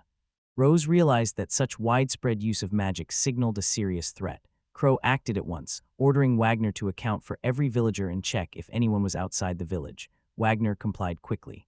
Crow struggled to take in the situation as the Swift Archer group emerged from the forest with grim news. They urgently warned Crow to evacuate the area at once. Worried about their condition, Crow asked for an update. Yord said a massive herd of black buffalo had swarmed into the cursed forest and that Nest Village would be in grave danger if it continued. Clarify that while black buffalo were typically searing cattle-type monsters, their collective presence drastically increased their threat level. Because their number exceeded 1,000, they were probably ranked, as Ayord then told Crow that all had stayed behind in the forest, fighting the herd alone to hold them off and fulfill his mission to relay the message. The revelation stunned everyone into silence. Rose, shaken, could hardly believe Lord Owl had chosen to face the threat alone. Yord urged the others to use the time Owl was buying to gather the villagers and escape. He admitted the village would likely be destroyed, but stressed that as long as the villagers survived they could start over, and the other Swift Archer members, though reluctant, agreed with heavy hearts, believing Crow's leadership could rebuild the village. Rose watched Crow, silent and deep in thought. Thinking over what had been said, he understood that a village is made by its people, not its buildings, and he knew he could rebuild it again. He could handle it, but the villagers might not. After repeated monster attacks, these people had finally found peace, and losing everything again would be devastating. The thought weighed heavily on him. Still, Crow reasoned that if they could protect the village this time, it would lift the people's spirits and help them believe in their future again. Remembering that the Swift Archer group had told Wagner to evacuate the villagers to the next settlement, Crow decided to act and ordered Yord to lead the evacuation and escort the villagers to safety. Yord acknowledged the order and asked what Crow planned to do. Crow replied firmly that he would stay and fight the black buffalo himself. The declaration left Yord and his teammates stunned. Rose stepped forward and volunteered to stay as well before Crow could say more. Crow looked worried, but Rose explained that the villagers had been very kind and she could not leave without giving something back. Crow had poured his heart into this village, and she refused to let monsters destroy it. Determined, she lightly punched Crow on the shoulder and said it would be ridiculous to come all this way for training only to run from a fight. Moved by her loyalty and support, Crow expressed his deep appreciation. He turned back to Yord and asked whether the grand needle technique would work against the black buffalo. Yord hesitated, noting the creature's hides were extremely tough. Crow worried what he would do if even his strongest magic failed. He asked Rose if any stronger earth magic could help. Rose began to answer, but paused when an idea came to her. She remembered a picture book spell to create a golem, a large construct powered by magic. Yord raised a concern, saying he'd heard controlling a golem required a rare, costly magic stone, and Rose laughed as she admitted such a stone was unlikely to be found in a place this remote. Both you and she were surprised when Crow revealed that such a stone existed here. Moments later, the group stood at the edge of the field while Rose examined the gem Crow produced, confirming it was a crimson magic stone, and Crow said he had received it from Hoksama before arriving at Nest Village. Perhaps Hoksama had expected a moment like this. Rose gave an uneasy smile, doubting that even Crow could make a golem. Crow knelt in the field, and Rose asked why he had chosen that spot for the creation. Crow thought the field's soil was rich in magical energy, making it better for crafting, and Rose took that in with curiosity and mild disbelief, while he still doubted the plan would work. Setting those doubts aside, he reminded himself he had to make it work, and since arriving at Nest Village, he had relied on his alchemy skills, especially earth magic, which he had practiced more than anything else. With considerable experience and high-grade red magic stones in hand, Crow had the materials he needed, and all that remained was to craft as he always had, so he entered a meditative state and pictured a giant that moved as naturally as his own limbs. A colossal figure with human-like arms and legs was the ultimate golem, formed by his imagination and skill. When he began crafting, magical energy reached out and the ground beneath his hand cracked open. Crow tossed the magic stone and it burst into sparks. Now starting the final step. The process left him drained and soaked in sweat, and he realized it had consumed nearly half of his magical power. Ahead of them, a massive figure of stone rose from the earth, bound together by magic. Humanoid limbs, glowing eyes, and an overwhelming presence gave it an air of majesty. Rose watched with concern as the towering golem now stood at Crow's command. Deep within the forest, Owl remained locked in battle with the black buffaloes. Kneeling in the chaos, he checked how many he'd taken down and how much time he'd gained. Just then, a towering figure appeared in the distance. I was shocked at first, but I quickly smiled with confidence, certain it was the work of Crow. Elsewhere, a figure stood before the massive golem. Not sure the construct would actually move, Crow raised his hand to test it. Instantly, the colossal golem came to life. With a burst of energy, it leapt into the air. It landed gracefully, shaking the ground with the impact. Crow stood in awe. The golem moved like a robot, responding directly to his thoughts. Quick, precise, and completely under his control, it moved, and Rose, watching closely, noted that it was far larger than an ordinary golem. This was no ordinary construct, she called out. It was a giant golem, and Crow, overwhelmed, realized he hardly knew what a normal golem looked like. Deciding to investigate further, he moved closer. He applied his appraisal skill to examine the creature. The analysis revealed it to be a giant golem, a mythic-level creation that could be fully controlled by its creator, its classification matching top-tier entities regulated by the Trunk Organization, and crafted with both silver and gold techniques. It held a high official rank, even reaching S rank among the Demon Kings. Crow admitted Rose was right. It really was a giant golem. The appraisal said it could keep working forever if given magic. Rose was stunned and reminded him that ordinary people could not just casually refill magic. Crow was equally surprised and wondered why his abilities came with such strange traits. At that moment, Yord arrived with a group of hunters, amazed by Crow's achievement and praising him for creating such a formidable being. Crow immediately asked about the villagers' status. Yord replied that the escort had been entrusted to Nelson and Sypha, and that the hunters had decided to stay and fight. You declared with determination that they would stand together to protect the village. Crow was initially speechless. Thanked them, he told the group he had a plan and asked for their help. The group agreed. They began preparations at once. Hunters took positions on the earthen wall to fire arrows and throw stones. They scattered wheat straw around the Nest Village. By shooting fire arrows into the straw, they could scare and steer the black buffaloes. Crow inspected a large rectangular trench dug in front of the village. Time was short and the trench was only partly finished. It would still help slow the buffalo's charge. Rose quietly stroked the calm Ravi sitting beside her. Behind them, village hunters hurried along the earthen wall carrying tools and supplies. Footholds were set up on the side, facing the demon forest to make combat safer. From atop the wall, a hunter called down to Yord that preparations were complete. Yord passed the update to Crow, with everything set. Rose stood beside Crow with Ravi, both bracing themselves as the thunder of hooves grew louder in the distance. A herd of black buffaloes charged toward the village with overwhelming force. Rose shouted from the wall that the buffaloes had already arrived, and on the front lines Crow reacted immediately, commanding the giant golem to rush forward and trample the approaching horde. Following orders, the colossal construct surged forward and plunged into the mass of beasts. Its weight shattered the ground as it crashed into the herd, sending black buffaloes into the air like toys in a storm. On the earthen walls, Rose, Yord, and the village hunters stood frozen in awe, their jaws slack as they watched the destruction unfold. Assessing the damage from the golem's first charge, Crow estimated that the single assault had taken down around 50 buffalo. Elsewhere on the battlefield, Il struck down one of the beasts with precision. Seeing him, Rose gasped his name in relief. Handing Ravi to Crow, she announced she was joining the fight and told him to watch the pup. Crow, concerned, told her to be careful, but Rose, already gripping her sword, replied confidently and leapt down to join the fray. Crow glanced at Ravi and noticed the pup's ear twitch in a soft whimper. Holding Ravi closer, he gently reassured him that there was no need to worry because Rose was strong. Crow saw the battlefield had become a full-scale war. The black buffaloes had to be cut down somehow, and the golem was their best weapon. Not all the beasts were caught in the first assault. Part of the herd broke off and charged straight toward the village. Crow turned to Yord and urgently warned him of the approaching threat. Yord understood immediately. Without hesitation, he ordered the hunters to light their arrows, and the team immediately set the arrow bases on fire. They launched fiery arrows at the charging buffaloes, and the arrows arced through the air and struck the field. Flames swept across the terrain, disorienting the beasts. Chaos erupted as the buffalo panicked, their formation breaking as they stumbled and scattered. Many fell into the trench dug earlier. Yord shouted in triumph, noting their success. He quickly ordered the others to throw stones into the trench. Large rocks fell, crushing the fallen buffaloes as their roars echoed across the field. The battle was far from over. A second wave of black buffaloes peeled off the stampede and regrouped with surprising intelligence. Avoiding the flames, they circled, searching for another route. Crow was stunned by their tactical move as they charged through a narrow flank.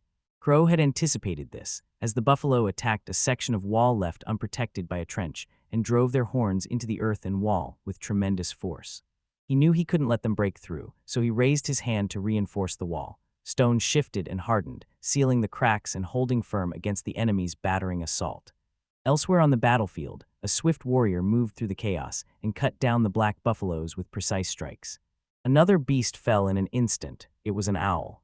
Back to back with Rose, they stood surrounded by enemies. Rose, relieved, acknowledged his return. Everyone, catching their breath, admitted they were holding for now. Tension lingered in his voice, and if it continued, their strength would not hold.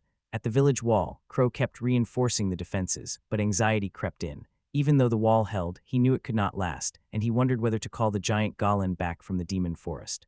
Even if he tried, his magic reserves were nearly gone. His teeth clenched and his face burned with frustration, and he wanted a way to eliminate them all at once. Suddenly, inspiration struck. His eyes brightened and he clutched Ravi tightly. An idea came to him. Fierce fighting continued, and the outcome remained uncertain. Rose moved with determination and swung her weapon at a buffalo, its blood splattering on impact. Panting heavily, she gritted her teeth and braced herself on the ground. An arrow with a note attached struck the ground at their feet. "I'll pick it up right away," and read the message. He stood up and called to Rose. Told the order came from Crow and they must retreat immediately. Rose understood at once. Back in the village, Crow knelt with his hand on the ground, lost in thought. To keep the herd from scattering, he planned to build a long straight path from the village to the demon forest. Magic surged from the ground when he shouted, the refining process. An earth wall loomed as the ground rumbled, and dozens of buffalo charged forward. Earthen walls rose up on both sides of the path. Crow gritted his teeth. His magic was nearly gone, and he cursed under his breath, but with it, he could steer most of the herd in one direction. Then call the gigant golem back. At that moment, a towering golem fell with a thunderous crash. It stomped forward and stared down the incoming pain. Even with its presence, the buffaloes kept going. Crow roared and gave the order to smash the black buffaloes. The goal and the spraying in motion, charging into the fray with thunderous force. The others and I cried out in concern for Crow. Determined to see it through, he shouted that he would finish it as the golem's massive arms swung. sweeping up buffalo as well as debris. When a few beasts escaped the walls, the golem stepped outside, its footfall sending shockwaves through the ground. Terrified, the buffaloes scattered and ran off in another direction. When the battle ended, Crow fell to his knees with Ravi in his arms, gasping for breath as he realized they had succeeded and the village was safe. Then he collapsed and lost consciousness. The next day, Crow opened his eyes slowly and adjusted to the sunlight. Sitting up disoriented, he wasn't sure if he was home. Memories of the battle rushed back, including that he had passed out afterward. Rose and Ravi were curled up peacefully beside him. Seeing them, Crow wondered whether Rose had been caring for him and had sensed that he was awake. Ravi stirred and leapt into his arms, nuzzling his face with a joyful cry, and Crow gently thanked Ravi for worrying about him, while Rose woke up shortly after. A full day had passed since the buffalo hunt, and Crow's magic had returned, improving his condition. Everyone who helped in the fight was unharmed. The evacuated villagers returned to Nest Village. Life returned to normal. The leftover dirt and ruined walls were cleared away. Some time later, Crow looked out and told himself it was fine, while his gaze rested on the majestic golem, sitting calmly in the middle of its special field. At that moment, Rose arrived carrying Ravi and called out to him. She smiled and said it was good to see him in high spirits. Then she asked why the golem was just sitting in the field, and Crow explained he figured it would get in the way if left standing around, so he had it sit at the entrance. Infusing the fields with magic every morning let him channel power into the golem left there, and it kept them better prepared for emergencies. In the distance, children working in the field pointed at the golem and murmured about the strange sight. Wagner suddenly ran up in a panic, urgently calling to Crow, and an emergency made Crow tense, and he immediately asked what had happened this time, and Wagner said it was at the reservoir Crow had just built. Lizard men were coming together. When they heard the news, Crow and Rose froze. Beyond the village's quiet edge, a group of muscular, curious lizard-like beings worked beside a pond, building makeshift wooden structures, unloading crates of fish, and chatting as they went about their tasks. Crow watched them from afar and said they must be lizard men, admitting he had never seen one before, then asked Rose if she knew what kind of creatures they were, and Rose was surprised he did not recognize them. She said lizard men are bipedal lizard folk who mostly live in rivers and marshes and can speak the human language, so they are unlike ordinary monsters. She said matter-of-factly that Crow should already know this. Crow nodded, finally understanding. He grew concerned because it looked like the lizard men planned to settle permanently in the village's territory. One of the lizard men noticed them and asked if they were the ones living inside the wall. Chichikaka, a 30-year-old lizard man from the river, introduced himself as leader of the Kapoku tribe and served as chieftain of a large, gentle people who avoided conflict. He said his people had been bullied by marsh-dwelling lizard men and forced to leave their home. They were skilled at navigating rivers and preferred fish and vegetables. Crow thought Chichikaka had a surprisingly strong accent for a lizard man. Turning to Rose, he said the lizard man actually seemed quite gentle. Rose agreed, but she still wondered why they had come here in the first place. Crow introduced himself to Chichikaka as the village representative, and Chichikaka said they were from the Kapoku tribe upstream and had fled after a clash with the Dauphin tribe of the Martialans, eventually finding this place. Calling it a paradise after the river suddenly widened and revealed the land, he said with sparkling eyes that he wanted to live there. Crow felt awkward, unsure a simple pond deserved that name since he had built it only to bring more water to the village. Smiling, Chichikaka accused him of lying, said the pond hadn't been there a few days earlier, and went on to praise it as a place the gods had made for the Kapoka tribe. Then the lizard man looked straight at Crow and said that if Crow had created it, he must be a great magician. Crow frowned thoughtfully. The lizard man didn't seem to believe it was man-made, and he worried what would happen if another tribe started living so close to the village. Crow decided he would make a proper place if it were up to him, and he told Chichikaka to have the group move elsewhere. It was about a 10-minute walk away, and eventually they arrived at a vast open plot of land. Crow asked Wagner whether it was far enough from the village to be safe, and Wagner said the villagers would not mind. Chichikaka frowned as he looked across the empty flatland and asked skeptically how long they planned to take to build a pond since it was not even a marsh, and Crow crouched down, put his hand on the ground, and calmly said it wouldn't take long. Still uneasy, Chichikaka asked if they could at least stay by the pond a little longer because they had injured people with them. Wagner firmly refused, saying they could not stay there. Chichikaka stepped back, feeling disheartened, and asked aloud what they should do next. Just then Crow rose from behind and announced that it was done, and Chichikaka blinked in confusion, wondering what Crow meant before his words were cut off as his eyes widened in shock.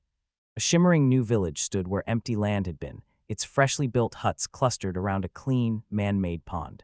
The scene was pristine, orderly, and peaceful, and Chichikaka stared in awe at the transformed landscape where what had once been barren had become a place. Is a place a tribe could call home. Crow explained he had surrounded the pond with an earthen wall so it would not be easily seen from outside, and had also built a few huts for the lizard men to use. Turning to Jijikaka, he asked if that would do. Jijikaka stared in stunned silence, his mouth hanging open. Slowly he exhaled as.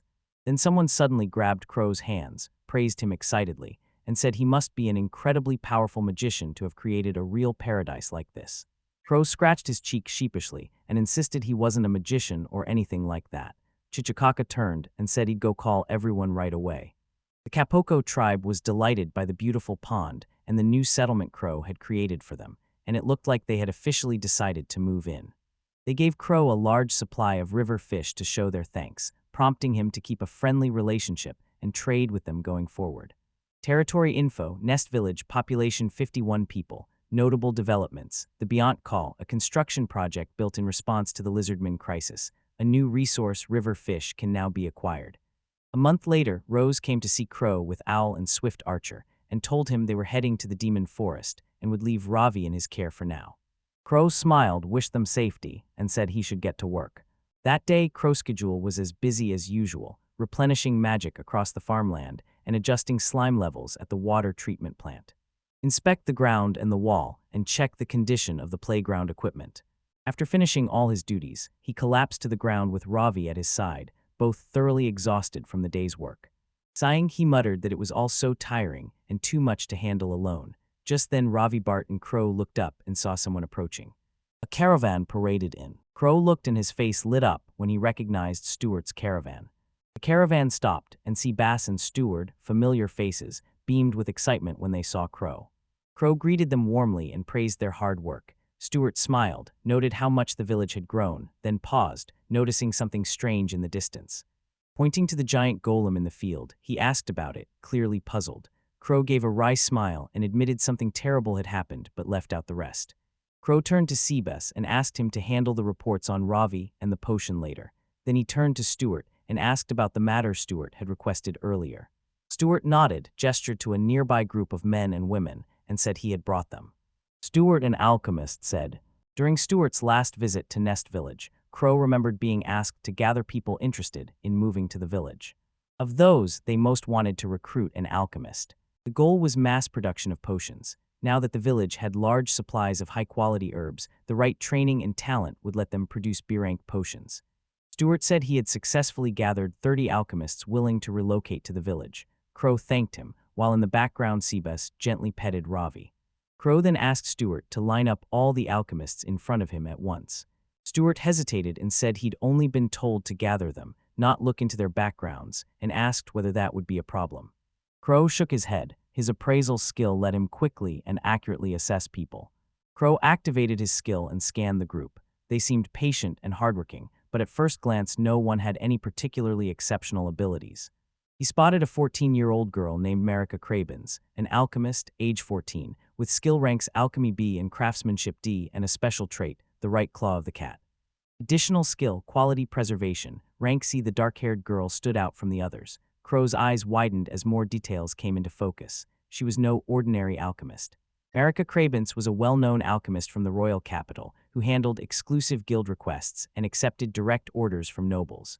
Most importantly, she could produce B-rank potions and even had a second skill, leaving Crow genuinely stunned.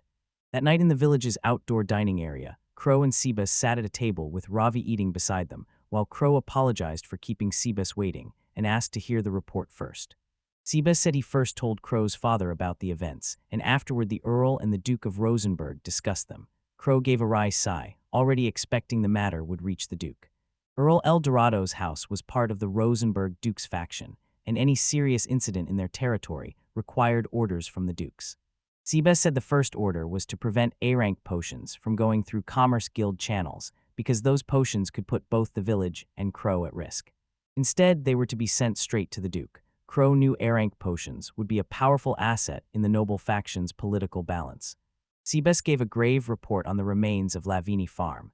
There were no strict rules, but selling them would fetch at least 100 million gil. Crow's eyes widened at the incredible sum, and he hesitantly asked about Ravi. Sebas said the official record did not list Ravi as a Levini Fong. Instead, officials registered her as a silver Fong, a subspecies of the wild Fong.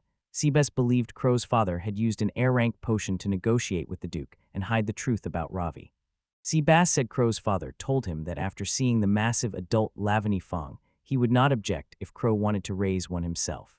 He told Sebas to take full responsibility and make sure they were properly cared for.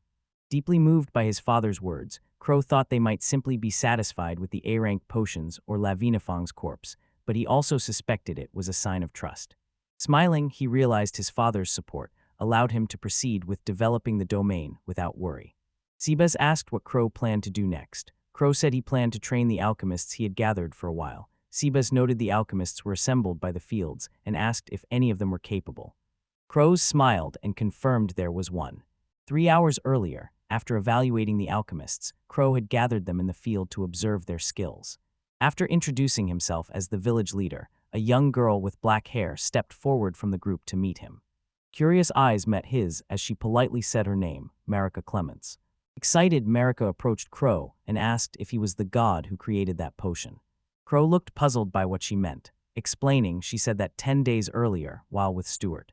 Amazed, she held an unbelievably delicious beer-ink potion and wondered who could have made it. Stuart said Crow El Dorado, ruler of Nest Village, crafted it, and she tried to remember both the village's name and the Crow's. Stuart explained that Nest Village was recruiting alchemists willing to relocate and asked if she would like to join as well. Marika realized that going to Nest Village would let her brew potions with Crow. Finally, she said firmly that she would go. Crow gave an awkward smile, now understanding how she had ended up in the village, and told her he had made the potion she drank. Facing the other alchemists, Marika suddenly dropped to her knees and asked if he really was a god. Crow thought she wasn't a bad person, just a little unusual. Standing up again, Marika said she had something on her mind. Pointing to the grass in the field, she said it looked like healing grass. Crow confirmed and explained that the village grew medicinal herbs in fields. Silence fell among the other alchemists, one man calling it absurd, another saying she had long suspected it was healing grass, and a third insisting medicinal herbs could not be cultivated. Crow said medicinal herbs naturally grow where monsters live. After analyzing the soil, he found magic in it, so they infused the Nest Village fields with magic to recreate the demon forest soil, and Marika laid her hand on the earth and said it was worthy of a god. He then added happily that with such high-quality medicinal herbs, they could make delicious beer-rank potions. Crow watched her and thought she looked eccentric even from a distance. He told them the surrounding area also had rich underground water from the Kilji's mountain range that boosted potion quality. In Nest Village, potions below C-rank were not made, and Crow said that until everyone could make B-rank potions, he would have them tend the fields and do village maintenance to sharpen their alchemy skills. Prompted by the Crow's challenge, an alchemist insisted they could make B-rank potions, and another asked exactly which fieldwork and village maintenance he meant. Marika still lay face down in the field as Crow told the gathered alchemists they would put their alchemy into practice right away, and with a swift motion, he touched the rich, enchanted soil as magic surged through the ground, and Marika watched in stunned silence. In seconds, the young grass grew to full height, lush and alive. Marika gasped and fell backward, amazed. The tender shoots had grown to full size. Crow smiled and said they could do other things too. His hand glowed again as he chanted the words enriched produce. An earthen wall suddenly rose from the ground. Crow knocked on it and said he had enchanted the earth to make it a solid wall and could also strengthen it. The alchemists looked astonished. One murmured that it was earth magic. Crow smiled and told them that by fusing magic he could transform materials like this and even create magic itself, explaining that alchemy was not only for making potions. Wonderful, Marika whispered in awe. Kneeling before Crow again, she said with reverence that as expected he was a god and felt she had just glimpsed a new future for alchemy. Embarrassed, Crow asked her to call him by his name. He then ordered everyone to infuse the fields with magic as well. Each alchemist knelt at the soil, trying to reproduce what Crow had done. Crow noticed most struggled to channel their magic. It was difficult at first, as expected. He saw Marika complete the task easily and successfully. During this recollection, Sebas smiled and said it was impressive, adding that he hoped it would ease Crow's workload a little and that there was one last matter. Crow decided to extend the Swift Archers' term of service, paying them 1 million gil per month, and the contract would be with him directly rather than with the House of El Dorado. Crow agreed because Swift Archer had helped them greatly, and Seabass continued by reminding Crow of what he had said earlier. Owl decided to return to Bird's garden with the caravan to prepare for night school, and Crow accepted it, thinking it had been meant from the start. Sad that his big brother All was leaving, he was grateful that All had come all the way here with him and wished he could thank him properly before he left. The next day at the alchemist's workshop, Marika admired Crow's workspace. It was neat and orderly, with shelves lined with bottles of ingredients. Crow explained there was a well on the first floor, so they could get water anytime, which made making potions convenient. Marika's eyes sparkled as she said she could make potions forever. Crow felt awkward and thought that wasn't necessary. She asked to try making one, and Crow told her to use the materials he had prepared. A jar of water sat on the table, with magical grass floating inside. Crow realized that refining a potion with this material would produce an A-rank potion, and Marika could achieve that too. Marika took a deep breath, placed her hands on the jar, and chanted the refining recovery ritual. Power surged from her fingertips, making the water shimmer.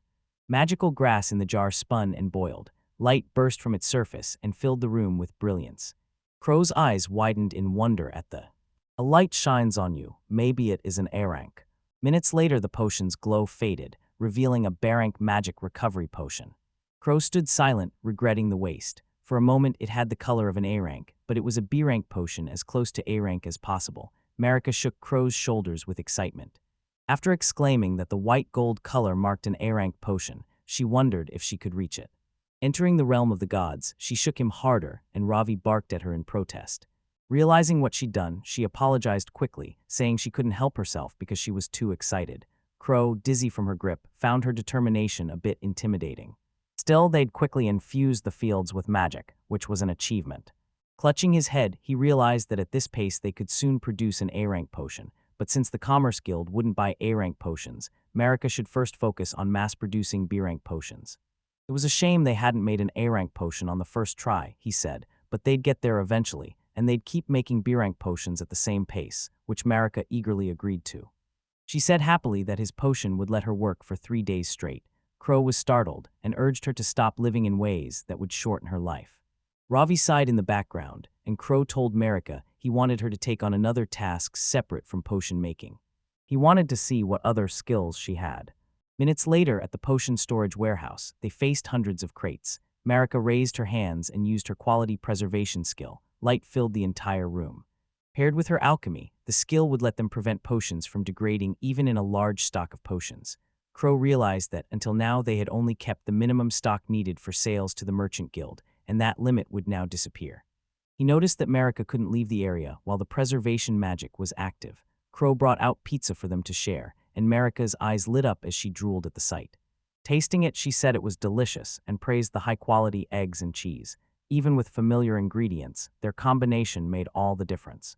Crow said he was thinking of selling the surplus eggs soon, and Marika happily offered to cast quality preservation on them so they would fetch a higher price while still fresh. Crow asked if she was sure, and Marika insisted, pleading to be allowed to help for the good of the village. He thanked her and offered a reward. Marika turned, grinned, and said she'd take him up on it, and, winking, they said they would make 3 of his B-rank potions each day.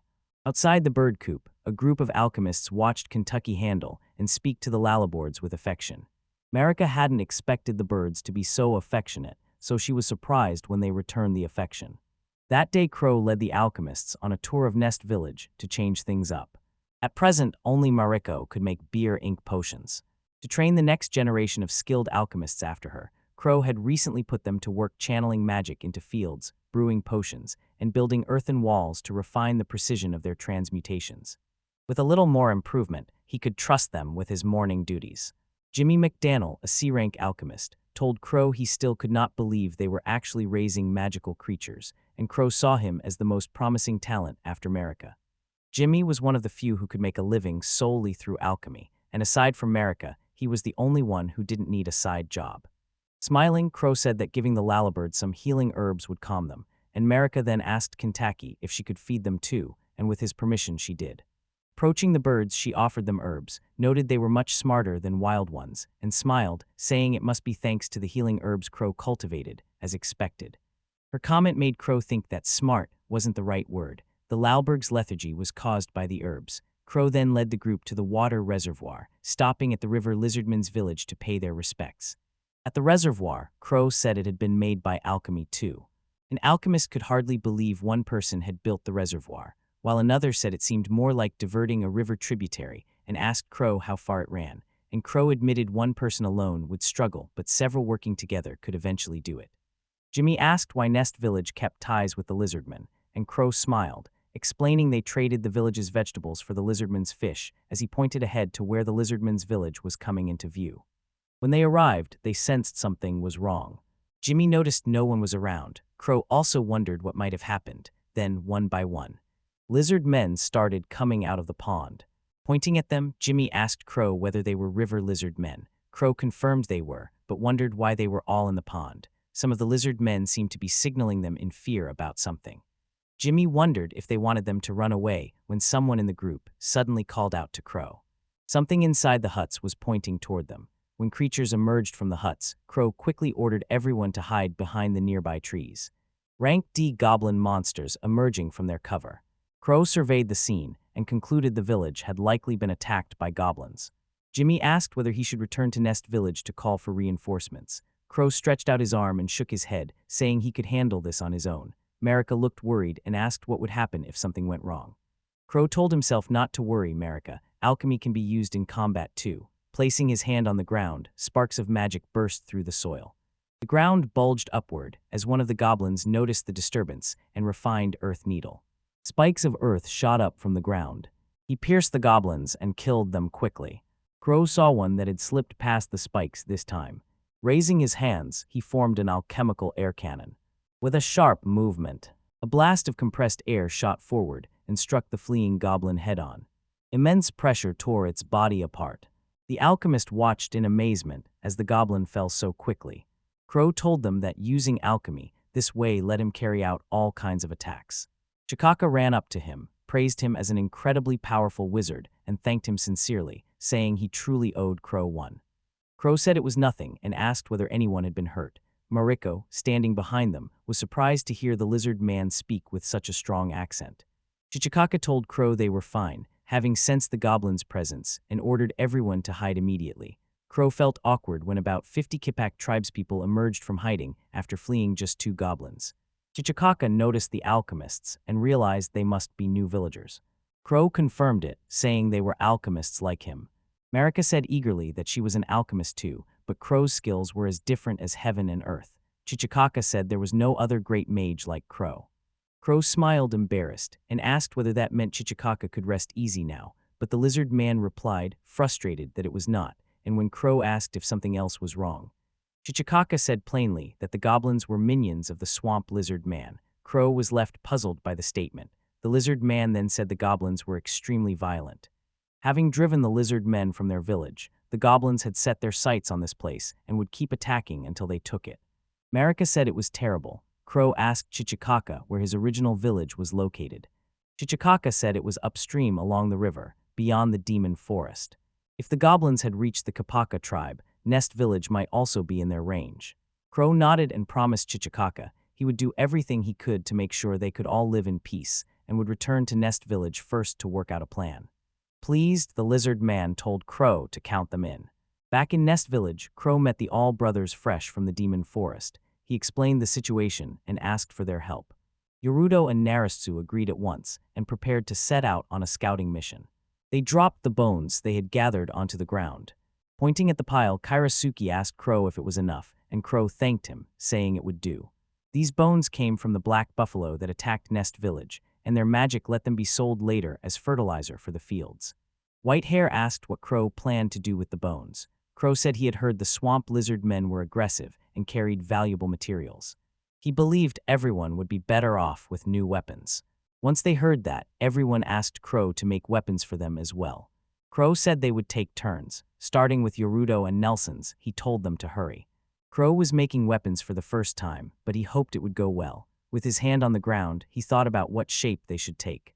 Both Owl and Rose fought with fast, agile styles, so a heavy sword would slow them, but the weapon was too light and lacked power, so he decided to increase the bone's density and craft a thin yet strong sword. Chanting, he shaped the bone into weapons. Soon 2 swords were complete. Rose and I will examine them with delight, Rose. I noted how light and easy they were to swing, while I also observed they worked well with body enhancement magic. Yaruto noted alchemy could make weapons, and Crow agreed, saying that with enough imagination all kinds of things could be made. Convinced that anyone could do the same with practice and creativity, he began making weapons for Yaruto and Nelsus. The Al brothers were overjoyed when they received theirs. Crow asked to see their reconnaissance report. They explained the enemy village was built around a swamp, so most of it was muddy. About 50 armed goblins guarded the settlement alongside roughly 30 red lizardmen, likely swamp lizardmen, and the goblins' orders made it clear they were in command. Crow noted there were more than he'd expected. If the goblins attacked Nest Village, it could become troublesome. Karasuki suggested that if the goblins could understand speech, they might try negotiating. Crow agreed and said he hoped it could be settled peacefully. Karasuki paused, then told Crow he had a proposal. After a quiet discussion, Crow agreed to the plan. Karasuki thanked him. Crow also had something he wanted to try. He clenched his fist and told everyone they would carry out the operation tomorrow. At the swamp lizardman settlement by the old river, Chief Barjo of the Duffin tribe learned the goblins had found a high-quality water source. Another lizard man told him the Kepok tribe appeared subdued and a goblin had returned to report, while Barjia rubbed his head. Noting that the lizard men were still weak, he could not believe that only 4 goblins had subdued them or that they were the same kind of lizard men. Another lizard man said there appeared to be a large town ahead, but they could not enter because it was surrounded by walls. The structure there was impressive. Barjo chose to wait for the gates to open before launching his attack. Suddenly, someone called out to him. They announced that humans had arrived. On seeing the Crow's group, Barjo insisted on knowing who they were. I'll say they came from a southern village and that the local goblins had been causing trouble there. He wanted the goblin kept away from his village and stopped from harming the Kepok tribe, and Barjo asked what would happen if he refused. Iwill's answer was simple. He would exterminate them all. Barjoskov said I clearly didn't understand his position and that he didn't care at all. Al couldn't have believed they'd let him leave unharmed. I'll note that the negotiations seemed to have failed. Barjo warned they were finished, and the goblins charged toward Crow's group, giggling as they ran. I'll infuse his weapon with magic that strengthens the body. As the first goblin came close, he swung quickly and knocked it down as more goblins closed in. I step back and deliver a sweeping slash that cuts them down. Barjo flinched in surprise. Rose rushed forward with bent knees. She fought through the goblins in her path and saw one leap at her from above.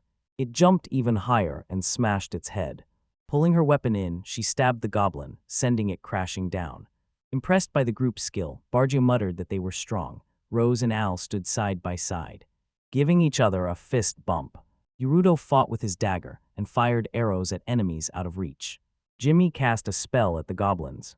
At last the goblins broke off the attack and fled. Barjo shouted at them, demanding to know where they were going. When he turned around, he froze. Men on top of the walls were aiming their arrows at the goblins. Crow stood on the walls, smiling. Barjo was stunned to find the whole village enclosed by walls. Indeed, a crazy magician had been here. The goblins tried to flee quickly. Yaruto gave the command, full guard, release, and the archers lose their arrows as they fire toward the goblins. Arrows rained down, felling them. Barjo watched the scene unfold, cursed, and realized he was surrounded on all sides with no way to escape. Rapid footsteps sounded as all charged straight at Barjo. Metal rang sharply as their weapons clashed. I'll taunt him and ask whether he had time to look around, and warned him to stay focused. When their attacks collided, an explosion went off. Perched on the wall, Crow watched the fight and wanted Owl to focus fully on supporting their forces in this operation. Earlier, Owl told Crow he'd been training Rose and the Demon Forest all along. Ready to return to Bird's Garden, he wanted to give Rose one last training session first, and this battle was the perfect chance. Before returning to the night school, he wanted to test how much his skills had improved. Crow was touched by the words, smiled, and agreed to the plan. Crows figured the Earth Needle spell wouldn't work in the swamp, so he should try the other magic he'd been considering. Yaruto shouted for the others to keep firing and not to let up. The archers now aimed at the lizard men, but the reptilian warriors snatched arrows from the air. Chief Barjo snarled that the goblins were useless, so the lizard men had to take the lead in the attack. Weapons drawn, the lizard men charged. Yaruto stepped back as one swung an axe at him. Then, he signaled for another volley of arrows. This time, some hit their targets. Jimmy didn't notice a lizard man creeping up behind him. The creature was about to strike when Jimmy quickly muttered, "Sure met." He touched the ground and chanted, refining the spell as ice spikes burst up, and the lizard man recoiled in shock while the swampy ground froze into a field of ice. Frozen in place as the chill bit into their feet, they grunted in pain and could only wonder what had happened. Perched on the wall, Crow noticed that waterlogged ground made earth magic harder to use, but made another kind of magic viable. Owl and Rose didn't need his help, and even in the swampy, unstable terrain they pressed the attack without pause. Chief Barja roared in frustration, calling them damn brats. I'll continue his fight against Chief Barjo, while Rose relentlessly cuts down the other lizardmen. Chief Barjo and Owl rushed at each other, their weapons clashing. I'll manage to knock the chief's weapon away. The axe spun through the air, then thudded into the ground. Barjo swore and looked back. His goblins were wiped out. The other lizard men lay defeated. Before he could speak, a blade was pressed to his neck. I'll ask if he still believed he could win. Barjo met Owl's gaze and admitted defeat. Crow and the others jumped down from the wall and moved closer. Crow approached Barjo and asked if he was the clan leader and what his name was. Barjo gave his name, still unsure if this boy could really be the leader. I'll turn to Crow and ask what to do with the remaining lizard men.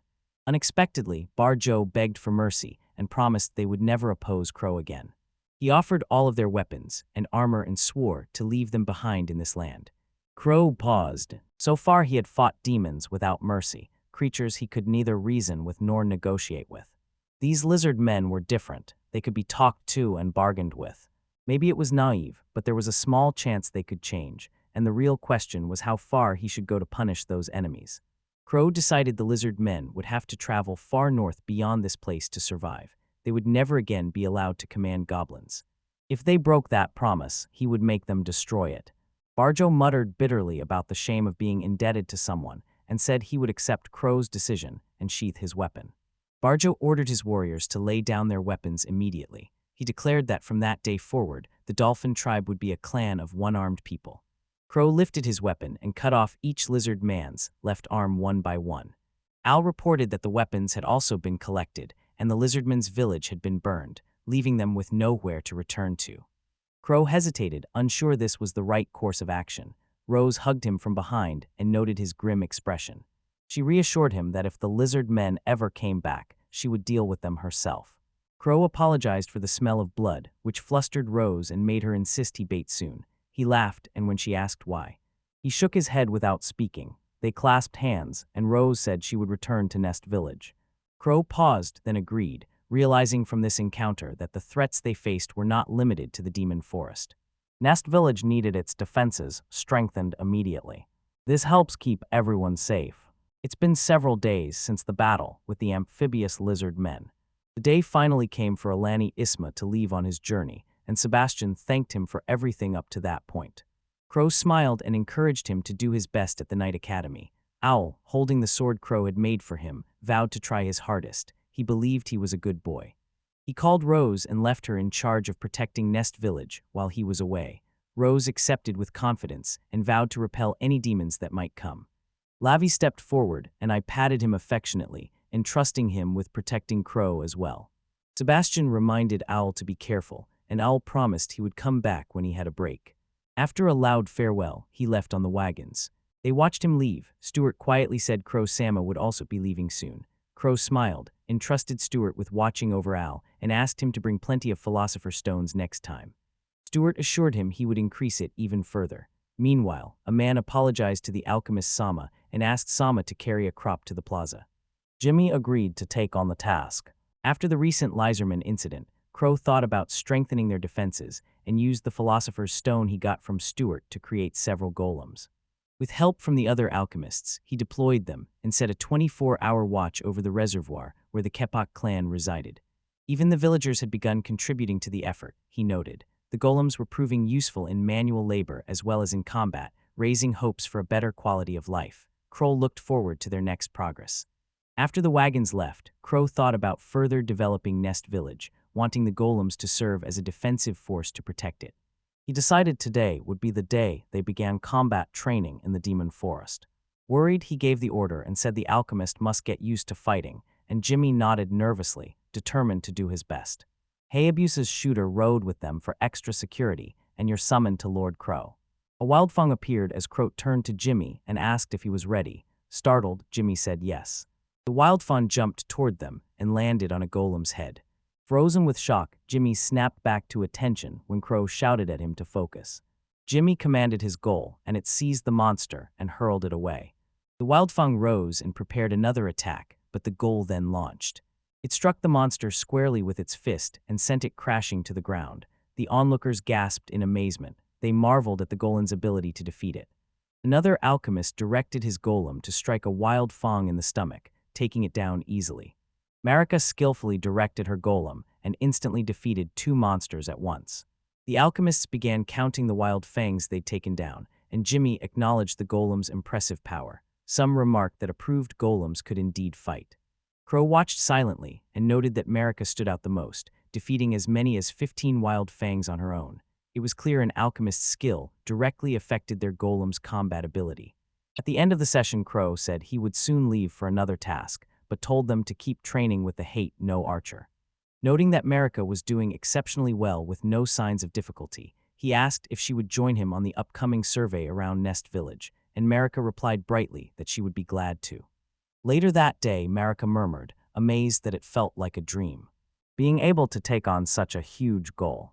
During the meal, Rose asked what Crow planned for the perimeter survey. Crow replied they would first go to the lizard man settlement in the swamp. Marika added that from there they would head north. Rose asked whether he was worried about the swamp lizard men, noting they had let them pass before.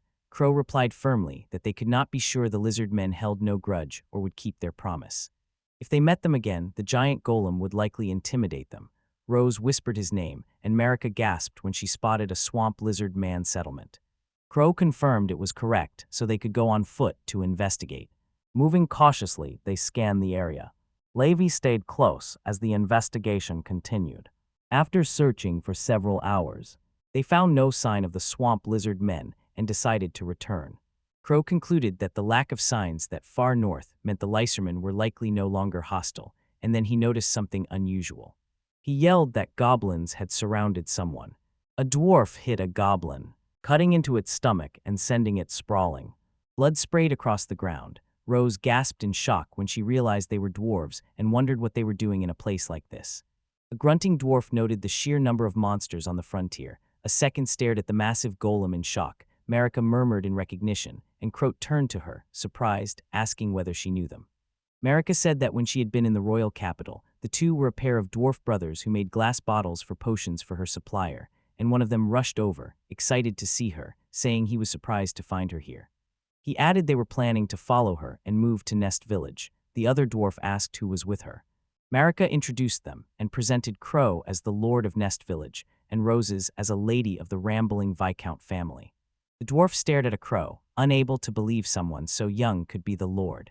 Marika scolded the brothers for being rude. He proudly declared that the crow was the god who opened a new future for alchemy and created the giant golem itself. The dwarves muttered in awe. One said creating a golem that size was proof of extraordinary alchemical skill. He then apologized for misjudging Crow based on appearances. He introduced himself as Northern Dwarf Clan, a 200-year-old male all-rounder who made everything from glass bottles to weapons, admitted he loved alcohol and could not function without it, and said he got along well with his brother Verto. Verto introduced himself to the brothers, who asked if they could be allowed to work in Nest Village and wanted to hear his background. Verto was a 200-year-old dwarf and a skilled craftsman who finished the products Nord made. And unlike his brother, he preferred strong, high-proof alcohol to drinking large quantities, though lately he grew restless if he went too long without a drink, and he and Nord got along well. Crow judged the appraisal results to be terrible, and the smell of alcohol was strong, so instead of importing glass bottles from Bird's Garden, making them locally would be much more cost-effective. Cautiously, Crow asked if the two dwarves had ever caused trouble for people nearby because of their drinking. The dwarves flushed and gasped at the question. Crow inwardly confirmed his suspicion.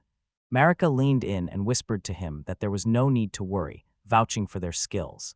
He reminded him that both were blacksmiths and should not cause much trouble if they lived on the village outskirts, and Crow said she seemed to know them well. He weighed the situation. Blacksmithing would be noisy. If drinking caused more trouble, moving them to a secluded area would cut down on problems. At last, Crow approved their stay, saying it would be a waste to turn them away after they had come so far. Nord sighed with relief and thanked him. Verdo said their drinking had nearly gotten them sent back to the royal capital, and then wondered aloud how the Lord had found out about their fondness for alcohol. Rose answered bluntly that anyone could tell, they reeked of it. Verdo gave a sheepish laugh and admitted she was right. Nord noticed Ravi at that moment and, curious, asked whether it was a monster. Croak explained that its name was Ravi and that they were raising it in Nest Village, and Nor nodded in understanding and patted Ravi. And muttered that it was cute. Ravi flinched at the sudden embrace, but Nor held on. Nord grew worried when Ravi went limp in his arms. Crow rushed over, called Ravi's name, and quickly realized why. Ravi was overwhelmed because Verdo and Nord smelled strongly of alcohol. Rose's face hardened, and her aura went dark as she clenched her fist. Crow called her name nervously. Angry, Rose forbade the dwarves from coming near Ravi from then on. The brothers immediately slipped behind Marika for protection. Crow thought it was best to keep them housed far from the rest of the village. Autumn arrived in Nest Village, bringing 300 immigrants. Sizzling sounds and the scent of grilled fish filled the air. Seabass noted the immigration had gone smoothly, and the welcome party was a great success. Crow, speaking tiredly, agreed. Seabass noticed Crow looked exhausted, and Crow explained it was from appraising all 300 people in one sitting. That day alone, he expanded the village, adding 4 residential areas of 100 people each to house the newcomers, and Seabass said the work must have been exhausting. Crow 8 hadn't expected as many as 300 people to settle in such a remote place, even with the good treatment offered. Seabass said this showed how hard life was elsewhere, and that many would take any guaranteed chance to survive the winter. Just then someone in the crowd called for Crowdodons. Chichikaka chimed in, saying it was good they had been allowed to join. Crow smiled, acknowledging that the Kipak tribe had always looked after them. Chichikaka said dramatically that he was glad other races had finally treated them well. Crow replied sympathetically that it must have been hard until then. The crowd's lively chatter swelled, and Crow inwardly wondered at the noise, suspecting something had happened, so he stepped into the crowd to investigate. He watched Nord and Verdadrunk as Marika struggled to stop them. Seeing Crow, she quickly apologized, saying she'd only looked away for a moment before they'd drunk that much. Crow reassured her it wasn't her fault, then went over to the 2 dwarfs. Verdot shouted that the feudal lord had arrived, and Nord said he had come just in time. Verto then handed Crow the equipment he'd asked them to build and curiously asked what kind of superb sake snack he could make with it.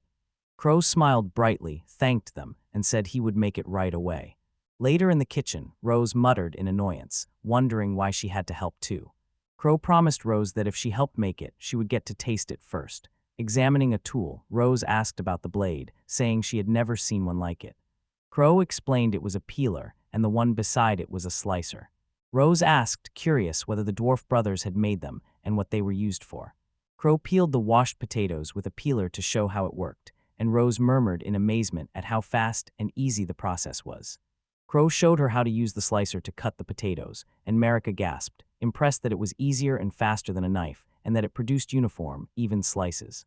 Watching the preparations, Rose asked if heating the oil in the Kuro pot to a certain temperature would be sufficient, and Perfunctor agreed. They add the sliced potatoes, soaked in water, to the hot oil. The oil boiled fiercely as the potatoes fried. Crow declared the time had come. Once the chips were removed, he sprinkled them with salt, after letting them cool briefly. He announced the result: the potato chips are ready. Marika looked at the fresh chips and said they smelled great. Crow urged everyone to try them. Rose muttered, curious about how they would taste. Beige took a bite. Satisfaction spread across their faces. Rose was amazed that something as simple as deep-fried potatoes could taste so good. At that moment, someone spoke up and asked to try one. Nord tasted it and called out happily that it was delicious. Verdo noted it paired perfectly with sake. A man loudly announced that Kuro-sama had prepared another wonderful dish. Children ran up to Kuro-sama, calling out and eager to eat too. Krost smiled warmly and handed them some, the village filled with cheerful bustle. Crow admitted his strength was nearly gone, as the line of villagers wanting to try the chips kept growing, and with Sebastian's help he managed to keep things under control. Verdo stepped forward and said he had brought the prototypes Crow requested. You give him a detox potion to sober him up. Nord asked how the prototypes had turned out. Crow said they'd done well and explained his plan that instead of making everything from iron for mass production, they should use wood or other cheaper materials so the cost stays below 500 gil, since the prototypes now cost nearly 50,000 gil and are far too expensive. They didn't need that much durability, and Virtua was shocked, asking whether it was really acceptable for the tools to break so easily. Crow said that while they would be a problem if they broke right away, they would be fine if cheap enough to be replaced once a year. Verto replied that if they were going to make the tools anyway, it made more sense to make them durable even if more expensive, and Nor pressed on, questioning why Crow was so intent on keeping him cheap. Crow explained his reasoning, saying he wanted potato chips to be something anyone could easily enjoy and widely available, and he planned to sell large quantities in the royal capital to earn a substantial profit. To reach that goal, the equipment had to be inexpensive. He asked for their opinions. Nord fell into deep thought, and Verto admitted they did not like making anything too cheap. Seeing the villagers' delighted faces as they ate the chips, Verto gave in. If many people could find happiness in their creations, that alone was the greatest reward for craftsmen. Nord agreed with that. Verto declared they would go have another drink, and Nord shouted to Crow to look forward to the improved versions. Meanwhile, Crow realized the peeler and slicer could be refined further. To increase potato chip sales, he planned to offer more flavors. Thinking boiling Ralbert bones and meat could produce a consomme flavor, he realized efficiency might be an issue, that they depended on the trade guild for salt and pepper, and he resolved they should try cultivating their own spices. He decided Stuart should bring back several kinds of spice seeds. Sebus acknowledged it and said he would send a letter. Crow watched the villagers happily enjoy their food and drink. A smile spread across his lips as the Archer party walked through the lively town, taking in the atmosphere. The lizard men mingled peacefully among the crowd, while Rose and Marika were busy cooking more potato chips. Crow realized that since the number of residents had grown significantly, they should branch out into new ventures. The next day he decided they would visit nearby Ragna village, known for its dairy farming. In the village of Ragnov, the cattle grazed calmly. They chewed steadily, filling the air with calm. Nearby, children gathered. Their eyes were wide with amazement as they watched the golem move. A man approached a crow. Demetri introduced himself as the head of Rigno village. An appraisal window appeared showing his details. He was 46 and loved sheep and goats. His handmade cheese and butter were prized in nearby villages. His skill at training herbivores was widely known. When it came to dairy farming, he became so absorbed he lost track of time. Crow said they often visited Tree's dairy, so he came to pay his respects and offered a token of friendship. The gift turned out to be a B-rank potion and some vegetables. Dimitri was stunned by its value. Crory smiled and reassured him, explaining Nest Village had plenty of those items. It was nothing more than a gift. Demetri, surprised, admitted he'd heard rumors of Nest Village's growth, but hadn't expected them to be true. Wagner said proudly it was all thanks to Crow. Grateful, Demetri said the gift arrived at the right time, since a recent goblin attack had left several villagers injured, and his words showed both weariness and resolve as. He added that protecting his people was worth every struggle as he gently patted a sheep. A warm smile crossed his face, and Crow's expression darkened with thought. He realized Ragna village never stayed put, moving within a set range and lacking the permanent defenses of Nest village, so living in mobile tents left them constantly anxious. A sudden idea came to him. He suggested the Ragnos people migrate to Nest village, where safety, steady food, and ritual life awaited them. Easier access to dairy would make the arrangement mutually beneficial, but Demetri quickly shook his head. Make clear that their way of life depended on raising herbivores, which required constant movement to find fresh grass, so settling in one place will be difficult. It was proposed and then countered. If abundant grass could be guaranteed, the problem of moving would disappear. The villagers fell silent, all eyes on him. The cattle lowed, the sound echoing through the air as if it filled the pause. Whispers spread through the crowd as they wondered what the Lord of Nest Village planned for Alchemy, Kronolt. Using his power with a sharp cry in his heart, he willed grasslands into being. Suddenly, the ground before them turned into a carpet of lush green. Gasps of astonishment rose as Demetri called it a miracle, alchemy, that could restore the grass. Villagers said the sheep had begun eating it more eagerly than ever, and Crow told Dormitory Sand that the animal feed problem was now solved. What do you think? A villager urged their leader to decide. Demetri closed his eyes in thought, then resolutely faced Crow. And accepted, trusting his people to make their homes in the village. Overcome, he fell to his knees, tears streaming as he offered heartfelt thanks. Crow smiled brightly, promising harmony between them. The villagers mirrored that smile, their faces as clear as a leaf. Crow and Wagner exchanged a look and quietly acknowledged the weight of the moment. 2 days later, Demetri stood with the people of Rigno village. They stared at the unfamiliar surroundings and murmured that this was now their home.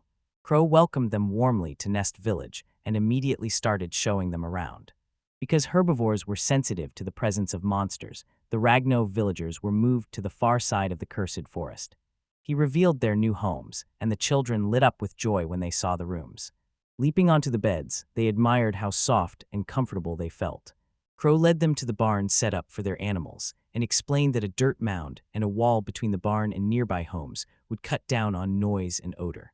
The villagers admired the sturdy, roomy facilities, comfortable enough for their livestock. At last, Crow led them to the farmland. The children cried out in awe at the vast fields. Smiling broadly, Ametri noted to himself that they seemed to be settling in well. At that moment, Crow realized that thanks to the alchemist's help, they had managed to prepare so much equipment in just 2 days. Rose arrived with Ravi and sighed, explaining that the little one had been excited by the animal's scent. Ravi wriggled free from the grip. Someone bolted as Rose called out in alarm and Dimitri froze, recognizing the creature as a silver wildfang. A brief panic hit him at the thought of such a dangerous being among them, but Crow's calm smile put him at ease. Crow called Ravi back, and when the little creature replied cheerfully, he asked to guide the sheep. Ravi leaped forward, sending the flock into motion. They ran as Ravi chased them with lively energy. The villagers stood stunned, amazed by the creature's intelligence. Crow said that when Ravi was nearby, they could try asking for things this way.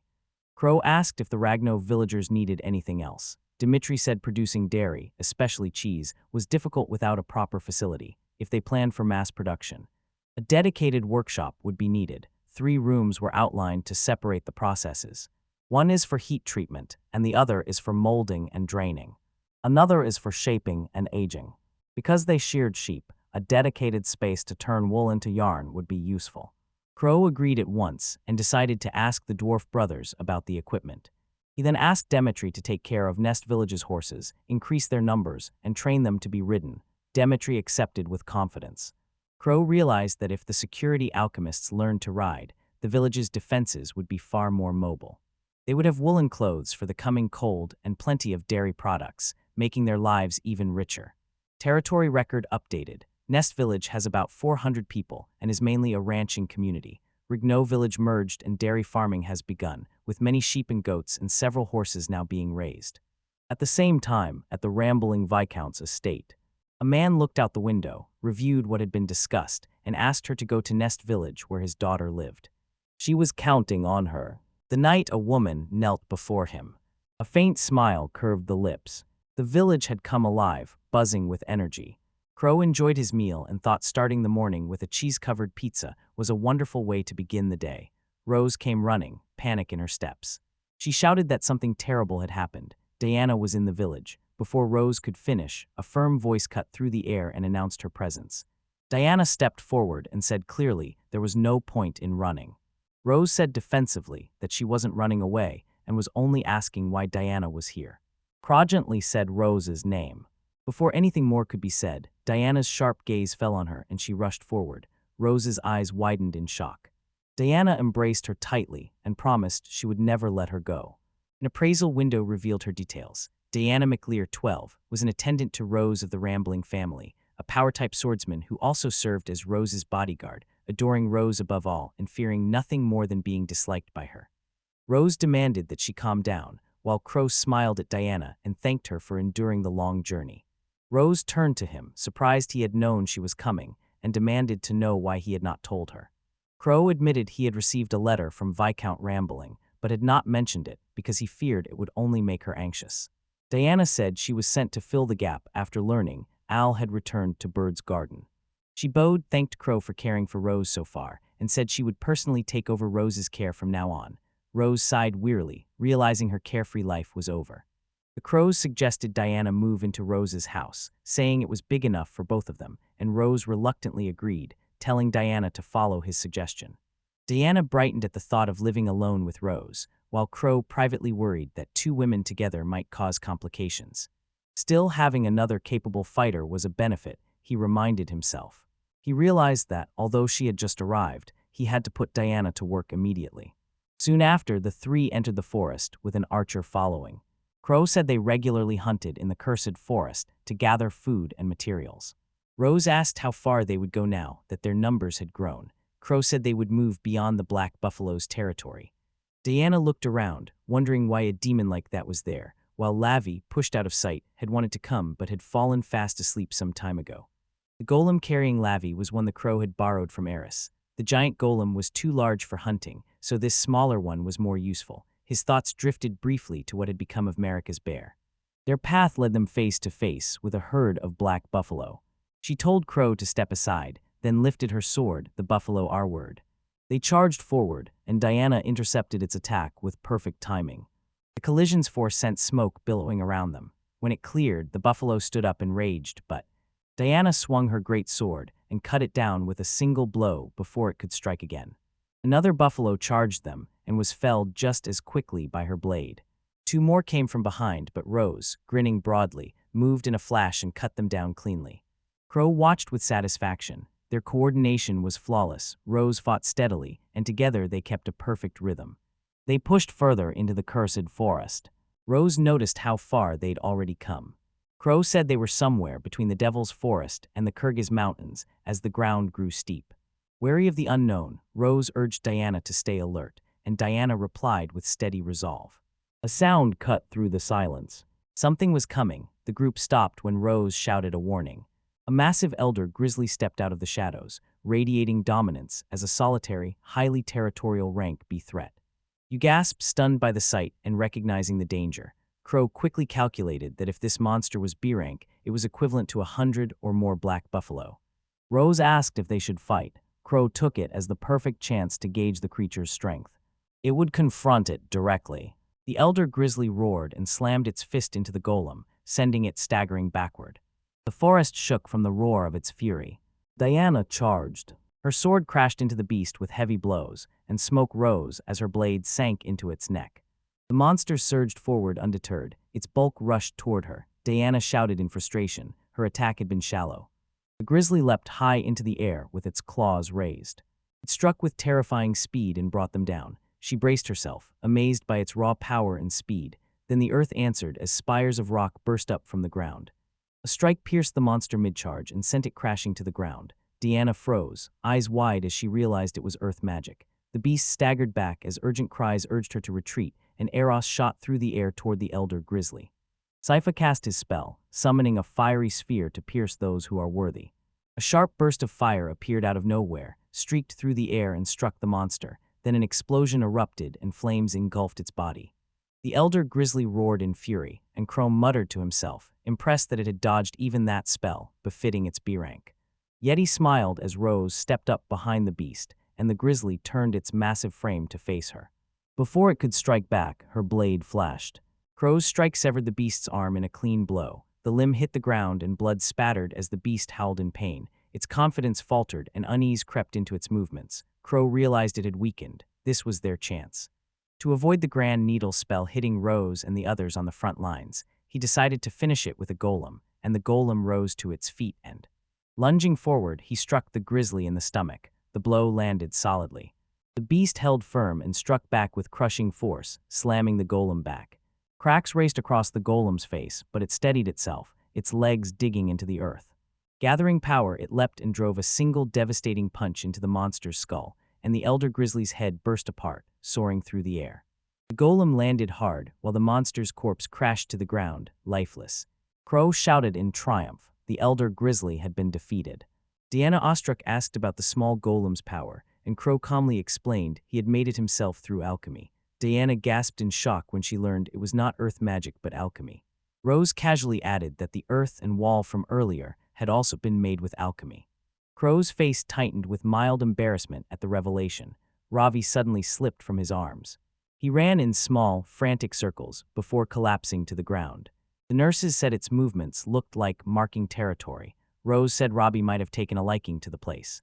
Crow thought to himself that he had indeed claimed this spot as his territory, though the timing puzzled him. Herd suddenly called out after noticing something. Point out the elder grizzly's body and its old scar. A deep gash that hadn't been made during their battle. Crow confirmed it wasn't their wound. He looked closely at the size and decided it was made by something very large, maybe an older grizzly or something even more powerful. A chilling thought hit Lavanur Fong, and his eyes widened. The Lavani Fong, a monster that ruled the snowy mountains, had no reason to descend into the curse forest. The fresh wound on the grizzly's belly showed it had probably lost a territorial fight. Even a ranked monster should not have been defeated so easily.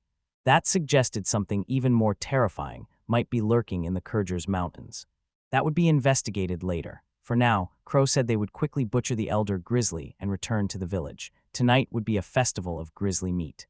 Back in the village, the air was full of excitement as people lined up eagerly. Too tough to roast, the elder grizzly's meat was cut into pieces, mixed with vegetables, and turned into a hearty stew. Crow handed out bowls with a smile and told everyone to enjoy. Rose Blue gently honored the stew and took a sip. Her eyes widened. She scooped up more without hesitation, her cheeks flushing with joy and her eyes sparkling. Rich flavor filled her mouth, the meat melting on her tongue like nothing she had ever tasted. Diana, equally entranced, noted the fatty meat's sweetness and how its richness enriched the broth. Cross smiled to himself, pleased there was plenty of meat, that it tasted great, and that making it into a hot pot was the right choice. After finishing her portion, Diana set her empty bowl down and spoke earnestly. Today's victory was thanks to Crow, who fought so effectively using alchemy, a skill once thought to be a failure. Creating facilities at this scale was beyond a village's capacity and required a town. She said the villagers' energy and smiles were also due to him. Flustered, Crow admitted that her words had embarrassed him. Then Diana called his name. Her expression softened. From now on, she asked him to treat her well. Crow gave a warm smile, clasped her hand, and welcomed to Nest Village, Diana. The next morning, Crow slept deeply. Ravi rubbed against him, and Crow slowly opened his eyes. Crow stroked his head, said good morning, and asked if he'd come to wake him. Crow muttered that it was fluffy and warm and suggested they just sleep together again like this. At that moment, Sebastian appeared and told them not to get up. Crow quickly sat up and, surprised, muttered Sebastian's name. After a moment while preparing, Seba said 2 main events were scheduled for the day. First, Kentucky wanted to report on Lalabella and asked him to come to the breeding grounds. Next, the outer wall of the Nest Village was finished, and Krasama was asked to inspect the work. Crow acknowledged and said he would go to the breeding grounds right away. After that, they went outside. Diana greeted him with a good morning and said they were going hunting now. She urged Rose to go with her, but Rose shouted for Diana to get off her a bit, and Cross smiled awkwardly, thinking that since Diana arrived a few days ago, Rose always seems overflowing with love. At the Lalabella bird breeding grounds, Kentucky called out to him immediately, excitedly noting that they had finally succeeded in calming the violent law of Bella Bird. Crow, surprised, said it could not be true and asked what he had done. He remembered that male Alabella birds were more violent than females, and when he had given the male healing grass, it had only become more agitated, breathing fire and rampaging. Kentucky said they'd tried giving it not just healing grass but detox grass too, and Crow was surprised since detox grass is the raw material for antidote potions, so it might have some effect when eaten. Crow recalled Verdo saying antidote potions sober people who are drunk, and that the detox grass, a low-quality herb mixed with clean water, can be used to make such a potion, so he concluded the grass could suppress the male Lalabella's aggression. Kodo told Kentucky that, as expected, they should now try to catch female Lalabella birds for breeding, adding that since they were preparing a fireproof coop just for the males, they should be careful of the males' flame-breathing attacks while continuing their cultivation, and Kentucky replied confidently, saying to leave it to him. Crow muttered, pleased that they could now start a new business. Sebas asked what he meant by new business. Crow said Lalabella meat was delicious, and their eggs and feathers were luxury items, so if people learned how to raise them, there would surely be villages and towns interested in raising them as well. He added that raising Lalabella birds required growing medicinal herbs such as healing grass and detox grass. To grow those herbs, an alchemist who could infuse the field with magic was essential. Therefore, he proposed sending an alchemist from Nest Village and making a profit from the dispatch fee and from building fireproof rooster houses. That would define the business model. Sebas agreed and said it was a good idea. He noted that even outside Nest Village, the key question was whether magical creatures could be raised safely. Crow agreed and suggested trying it first in the Red Village. During our last transaction, the Red Village said it wanted to try the Bella Birds racing law because it owed them for the delicious vegetables, and Crow said he absolutely wanted to help. Sebas suggested they send alchemists from Nest Village for the time being, and Crow agreed, adding that Kinaru should accompany them to be safe. If the test went well, they would report back to his father, and he thought they should propose expanding the business across the El Dorado territory. Sebas said they already had permission to raise the Lalabella birds, so final approval would depend on the test results. Acknowledging this, he said he would consult Kenaru. Crow thanked him. The Lalebella bird breeding program moved into its next stage. At the site near the outer walls, Crow called to Jimmy and asked whether the outer wall had been completed. Thinking of the swamp lizard man incident, Crow wanted to improve the village's safety beyond the existing monitoring by the alchemists and the golems. He thought it would be wise to double the earthworks and the wall around the village. To do that, he asked the alchemists, who would steadily improve their skills, to build the outer wall. Jimmy said the alchemist had gotten better. They handled the task without any problems, and the gate's construction was going smoothly and should be finished the day after tomorrow. Crow said thank you. Jimmy added that potion crafting was going well. Suddenly someone remembered and said Marika had finally succeeded in making an A-rank recovery potion. Crow gasped in surprise. Jimmy explained that Marika had been brewing potions day and night without sleeping, and the other person said he understood that this must be why they were able to produce so many. He decided to tell her to get enough sleep. Motivation was good, but rest was important. Jimmy asked him to please take care of it. Jimmy sighed softly and smiled, saying Marika and the other alchemists were all motivated. Explained that before coming here, alchemists were treated poorly, just called mages who could only make potions and were looked down on. Worse, C-rank potions were cheap, and even mass production earned almost no profit, so most alchemists took side jobs to get by. They couldn't even find time to practice making B-rank potions that sold for high prices, leaving them in a complete deadlock. Crow fell silent. Jimmy went on, saying that even he, considered lucky for making a living as a lone alchemist, still struggled financially, and a memory surfaced that made him clench his fist. Nearby, a group of children had gathered, and one girl said in amazement. They expressed their thanks to Alchemist San. Jimmy waved back at them, then someone called to him. Invited to eat, Jimmy asked if it was really all right and thanked them gratefully. The woman giggled. A woman said he always helped with the field work and even scouted outside the village. Another woman added that he worked so hard for them. The Alchemist San is essential to this village, and Jimmy's eyes widened at what they said. He added that living this way and feeling thanked and needed by others felt like a dream. He thanked Kusama and said they had found hope because of him. Jimmy's face broke into a wide smile. Crow stared at him and said he was glad to hear that. He realized that alchemists had become stagnant, except for their main work of making potions. Ultimately, steering things in the right direction was the best outcome if Nest Village could keep prospering at this rate and alchemists' social standing improved. That would be ideal. At that moment, someone rushed toward them. The man said urgently to Crow-sama that something terrible has happened. A group of orcs has been observed several dozen kilometers northeast of their position, moving southwest. Crow is stunned. At first it looked like they were coming to attack Nest Village, but the timing suggests they were probably gathering food for the winter. In that case, Nest Village would indeed be a perfect prey. Crow immediately asked how many works there were. The man admitted they couldn't count them all. There were well over 1,000, and he swallowed nervously. Those works had weapons and armor. Moving feels like they are going to war. People had gathered at the plaza of Nest Village. Crow speaks to them, thanking everyone for coming together. He said he thought they had already heard that an orc army was marching toward Nest Village. Crow told them that orcs were monsters like two-legged pigs. Alone they were D-ranked, but in a swarm they rose to C rank. Above them were higher-ranking orcs, intelligent leaders, generals, and kings, who led and commanded the other orcs. Once their usual sluggish bulk was corrected, they became disciplined warriors. Crow continued, saying the Orc King had a special skill that raised the status of the entire army. In that case, the monster's rank would effectively rise by one level, making them a rank. They did not yet know whether the commanding figure was an Orc King or an Orc General, but it was likely an Orc King.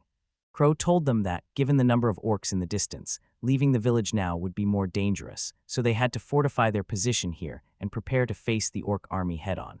To ensure everyone's survival, he urged them to fight together. The people were shocked at first, but quickly regained their determination. Someone spoke up, admitting they were truly afraid, but willing to do whatever it took to survive. A second man added his support, saying he counted on everyone, and they vowed to defend the village to the death as the people shouted in unison.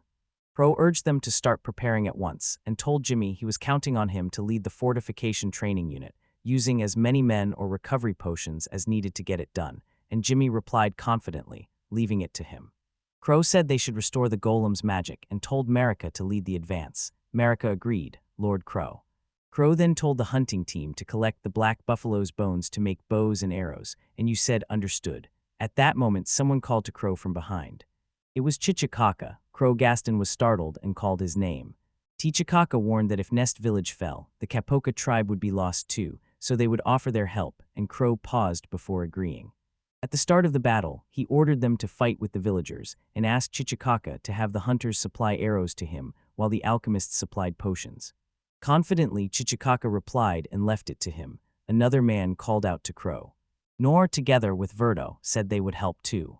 Verdo said he would handle the crafting and string the bows, and Crow smiled, thanked everyone, and promised to explain the battle plan once the preparations were complete. Then the orcs approached. You can already see many of them through the scope. Seabest told Crow-sama that everyone was ready, and the moat had been refined in time thanks to the potions. Crow realized they now had a counterattack ready. All that remained was. The ghoul pressed its hands to the ground, then leapt over the wall and landed firmly on the other side. The villagers gaped in astonishment. Crow shouted that they would take them on. Everyone delivered solid results. Shouting yes. Light flashed in the golem's eyes. In the next instant, it sprinted straight at the enemy. The orcs screamed as they readied themselves to attack. The giganto golem dashed forward and struck down the orcs around it. The orcs screamed in pain as blood spattered. Dust rose around the golem, Crow thought. Unlike the others, this giganto golem enlarges its feet to crush more orcs, and the soles of its feet are covered in spikes to make it deadlier.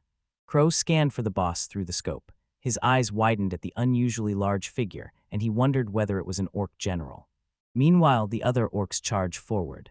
Crow muttered to himself that they planned to attack from the flank of a giant golem. He shouted that won't do. The archers drew their bows, took aim, and released a volley of arrows. They advanced toward the swarm of enemies, but the orcs blocked the attack.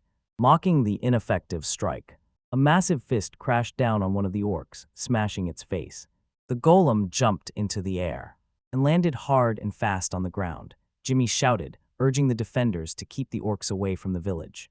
Golems keep attacking the orcs around them, smashing their heads one by one. Crow told himself the giganto golem could not falter either, and they had to defeat the orc general while they still had a chance. A loud, commanding voice suddenly rang out. The orc general stood behind the soldiers. In an instant, all the orcs turned to face the gigantogolem. They rushed toward it without hesitation, but were knocked down just as quickly. Another group of orcs sprinted forward, but before they reached the gigantogolem, it kicked them away and crushed them. As the battle wore on, some of the orcs reached the gigantogolem and climbed its massive frame like ants. The giant tried to attack them, but their sheer numbers were overwhelming. The other orcs kept the remaining golems tied up in battle. Jimmy, growing anxious, shouted that there were too many enemies and they could not get back up in time. If this continued, they would be overrun. The orcs managed to climb onto the giganto-golem's backs. The giant seized them in its arms and crushed them, but another orc sneered and swung its sword at the golem's body. From a distance, the orc general watched the battle and spoke in a guttural voice. Crow cursed under his breath, watching them use their numbers to overwhelm it so it could not move properly, and he had snapped properly. It does not need to move like a human. The golem suddenly spawns its body. It shook off the orcs that had clung to it. A woman gasped at the sight. Someone else said the orcs had been blown away in an instant, and Crow's face twisted as he named the technique in his head. Giganto Hurricane. The giganto golem spawn, with a massive hurricane-like body, sends the orcs flying in all directions. Marika shouted for them to follow Kusama's lead, telling the golems to hold formation, keep their distance, and move forward without straying too far apart. Another alchemist shouted their acknowledgement in reply. At the same time, you ordered the archers to keep firing so the golems could attack more easily. The men replied with a firm yes. Crows smiled and said they should keep this up. Let's go all out, he said, as the giganto golem's eyes flashed again. Marika smiled as Sebastian watched the battle in awe. Right then, Rose and Diana rushed into the fray. Meanwhile, the other villagers and the lizard men busied themselves supplying arrows and potions while the battle raged. Golem slammed its fist into an orc's face while Sniper was still in the middle of the game. Seabass and the other mages launched their spells at the rest of the horde. The giganto golem kept spinning like a hurricane, flinging orcs into the air. Crow watched the battlefield and noted that their allies were moving smoothly so far. Then he swung his scope toward the enemy to check their movements. His eyes widened when he spotted a familiar figure among the orcs, Chief Barjo. On the other side, Arjo was full of bitter thoughts as he recalled the events that had led to this. Once he had talked with his family about the East Forest. He said he'd heard there was a vast swamp there and that it was the perfect place to revive the Dauphin tribe. An orc settlement already lay in that forest. His kin protested the orcs would never let them pass. Barjo admitted it, but said that was exactly why they had to gamble everything on it. They needed the strength of that one child to succeed. Orcs needed a huge amount of food for the winter, and a village would be the perfect place for them to raid. After testing the child's strength in battle, he knew that adding the orcs' military might would secure victory. Barjo knew everything had gone as planned. The orcs had accepted his proposal because they were struggling with winter provisions. With a force of about 20,000, they could certainly crush those brats. That insolent boy has had everything fall into place just as he wanted. Now trembling, Barjo cursed. This was not what he had planned for the scene. Nothing had prepared him for a goal this massive, and behind him, a panicked lizard man asked what they were supposed to do about it. Barjo snapped, ordering silence and forbidding any faltering. They had 20,000 orcs on their side. If they crushed the enemy by sheer numbers, they would prevail. At the same time, Crow watched from afar, his expression darkening. Seabass noticed a change in his young master's expression and asked what was wrong. Crow said there was a swamp lizard man among the orc army. He appeared to be responsible for causing this disaster. His voice fell silent afterward, burdened by the weight. A sharp slap struck his back. She pulled him from his grim thoughts and struck him, her presence radiating defiance, certain the swamp lizard man had betrayed them and that they had no choice but to defeat the orcs as well. Determined, she sought to make the enemy realize exactly who they had chosen to oppose. Words and feelings could not be taken back, so their only option was to focus on defeating the enemies before them. His voice went cold as he threatened the ungrateful swamp lizard man with an iron fist. They listened to you as you smiled faintly, while the others nearby silently affirmed their resolve, and Crow affirmed the call to arms. He declared with all his strength that they would crush the enemy. Rose smiled, pleased to see him back to his usual self. The planned time was almost here. She called Diana and said she would go down herself to cut the workforce. Diana replied with firm resolve. Crow urged both to be careful. He then ordered the other alchemists to use the golem to support the two if they were in danger, and they answered in unison with steady resolve. On the battlefield, 3 orcs advanced toward the golem. The first orc lunged to strike, but before the blow landed, the golem drove its fist into the orc's stomach, crushing it. 2 more orcs came at it from behind, but they didn't get a chance to land their blows. Rose cut them down in an instant. Blood spurted from them, splattering the ground. Rose turned to the other orcs. Confident she dared them to step forward, the orcs rushed toward her. Diana intercepted. Shielding Rose from harm, Diana accepted Rose's silent trust and became her support. Both rush into the enemies around them, striking together as blades flash and bodies fall. From a distance, Crow watched the two and saw they were doing well, but he still felt uneasy because his original plan had been to use the giant golem to defeat the enemy commander. Moving it now would weaken the defensive line drastically. Resting with the decision in silence and unsure which action to take, he heard Robbie's voice. The Crow gasps, startled by the sudden call. He ran to Robbie's side. A burst of brilliant light flared from Ravi's small form. Crow squinted into the glare, his eyes straining as the flow of magic was pulled into the light. Ravi convulsed, his body shaking as the light intensified. Yurt frozen shot at the sight as Seabass too, wide-eyed, gasped in disbelief. All around them, their allies stood stunned and motionless as the impossible unfolded from within the radiance. Robbie's small form shifted inside the light, swelling larger and larger until the tiny wolf became a towering, radiant giant before their eyes. Everyone, even Crow, was stunned when they saw Ravi had become a giant. Ravi growled and then howled. Others murmured in disbelief that Larabia had grown and wondered why that happened. Crow opened and closed his hand and realized Ravi had grown by absorbing his magic. Ravi stepped forward and growled. Prompting a sea bass to draw his sword, Ravi Beard has teeth. Instead of attacking, he licked Crow's face. His form had changed, though. Crow reassured the others that Ravi was still the same inside. Everyone sighed in relief. Ravi then started to grovel. Confused, Crow wondered if Ravi was telling him to get on, maybe to carry him to the battlefield. Seabass protested, insisting their lord must not be sent there. About to go himself, he was stopped when Ravi shook his head and dismissed him. Crow realized Ravi wanted him to go, and despite Seabass's protests, assured Ravi he would not push himself, promising to turn back at the first sign of danger. Then announced their departure. Ravi dashed forward at great speed. Carrying Kroon has returned. Crow spotted the orcs in the distance through his binoculars. He told Ravi to keep going straight ahead, but seeing how many there were, stunned, he found himself facing a horde. He readied an air gun to blow them away. Before he could act, Ravi rushed forward on his own, barreling through the orcs. Someone swung at them, but Ravi dodged. He was already well past the horde. Crow praised him in amazement. They came into view of the works general, including the York Steerdatham. Crow got off. Determined to finish it quickly, he channeled his refining power and invoked Grand Needle. Suddenly, spikes shot up from the ground. He pierced and killed the orcs. Ravi lifted his head high to signal the orc general's presence, and the general leapt furiously. Moving toward Crow, Crow noted the leap. Suddenly, the orcs froze midair with their hands raised. Crow bound it and unleashed the East Rise Megatron air cannon. A blast hurled the work back, and a massive spike shot up, skewering the work general and ending it. Crow wipes away sweat. Feel relieved that the boss was defeated. Let the battle rage on. The orcs stayed in formation, showing the orc king was leading them. Crow mounted Ravi again without hesitation. As they charged, Crow asked whether Ravi could sense the king. Ravi came to a stop. Then Crow saw a silhouette behind the orcs, enormous with fiery eyes. The Orc King was a rank B monster with the hegemony skill that synchronized its subordinate stats so they could fight for 2 days without rest, and in battle their stats rose with their numbers, allowing the Orc King to advance to rank O or even S. Facing countless orcs was dangerous, and defeating more would only make the threat stronger. Crow pressed his hand to the ground and summoned Refining.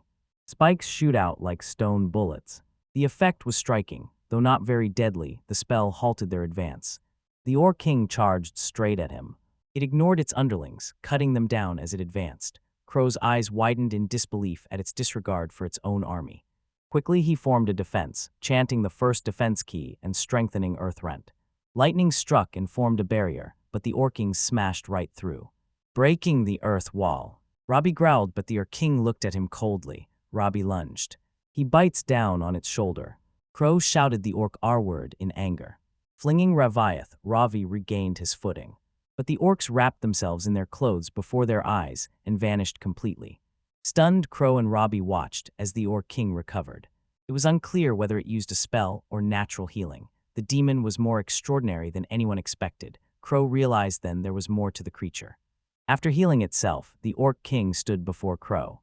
As the other orcs rushed in, Crone watched their movements. The foot soldiers were gathering again. He weighed retreating to Nest Village to regroup and attack again, but the longer the battle dragged on, the more it would favor the orc army, so they had to defeat them here and now.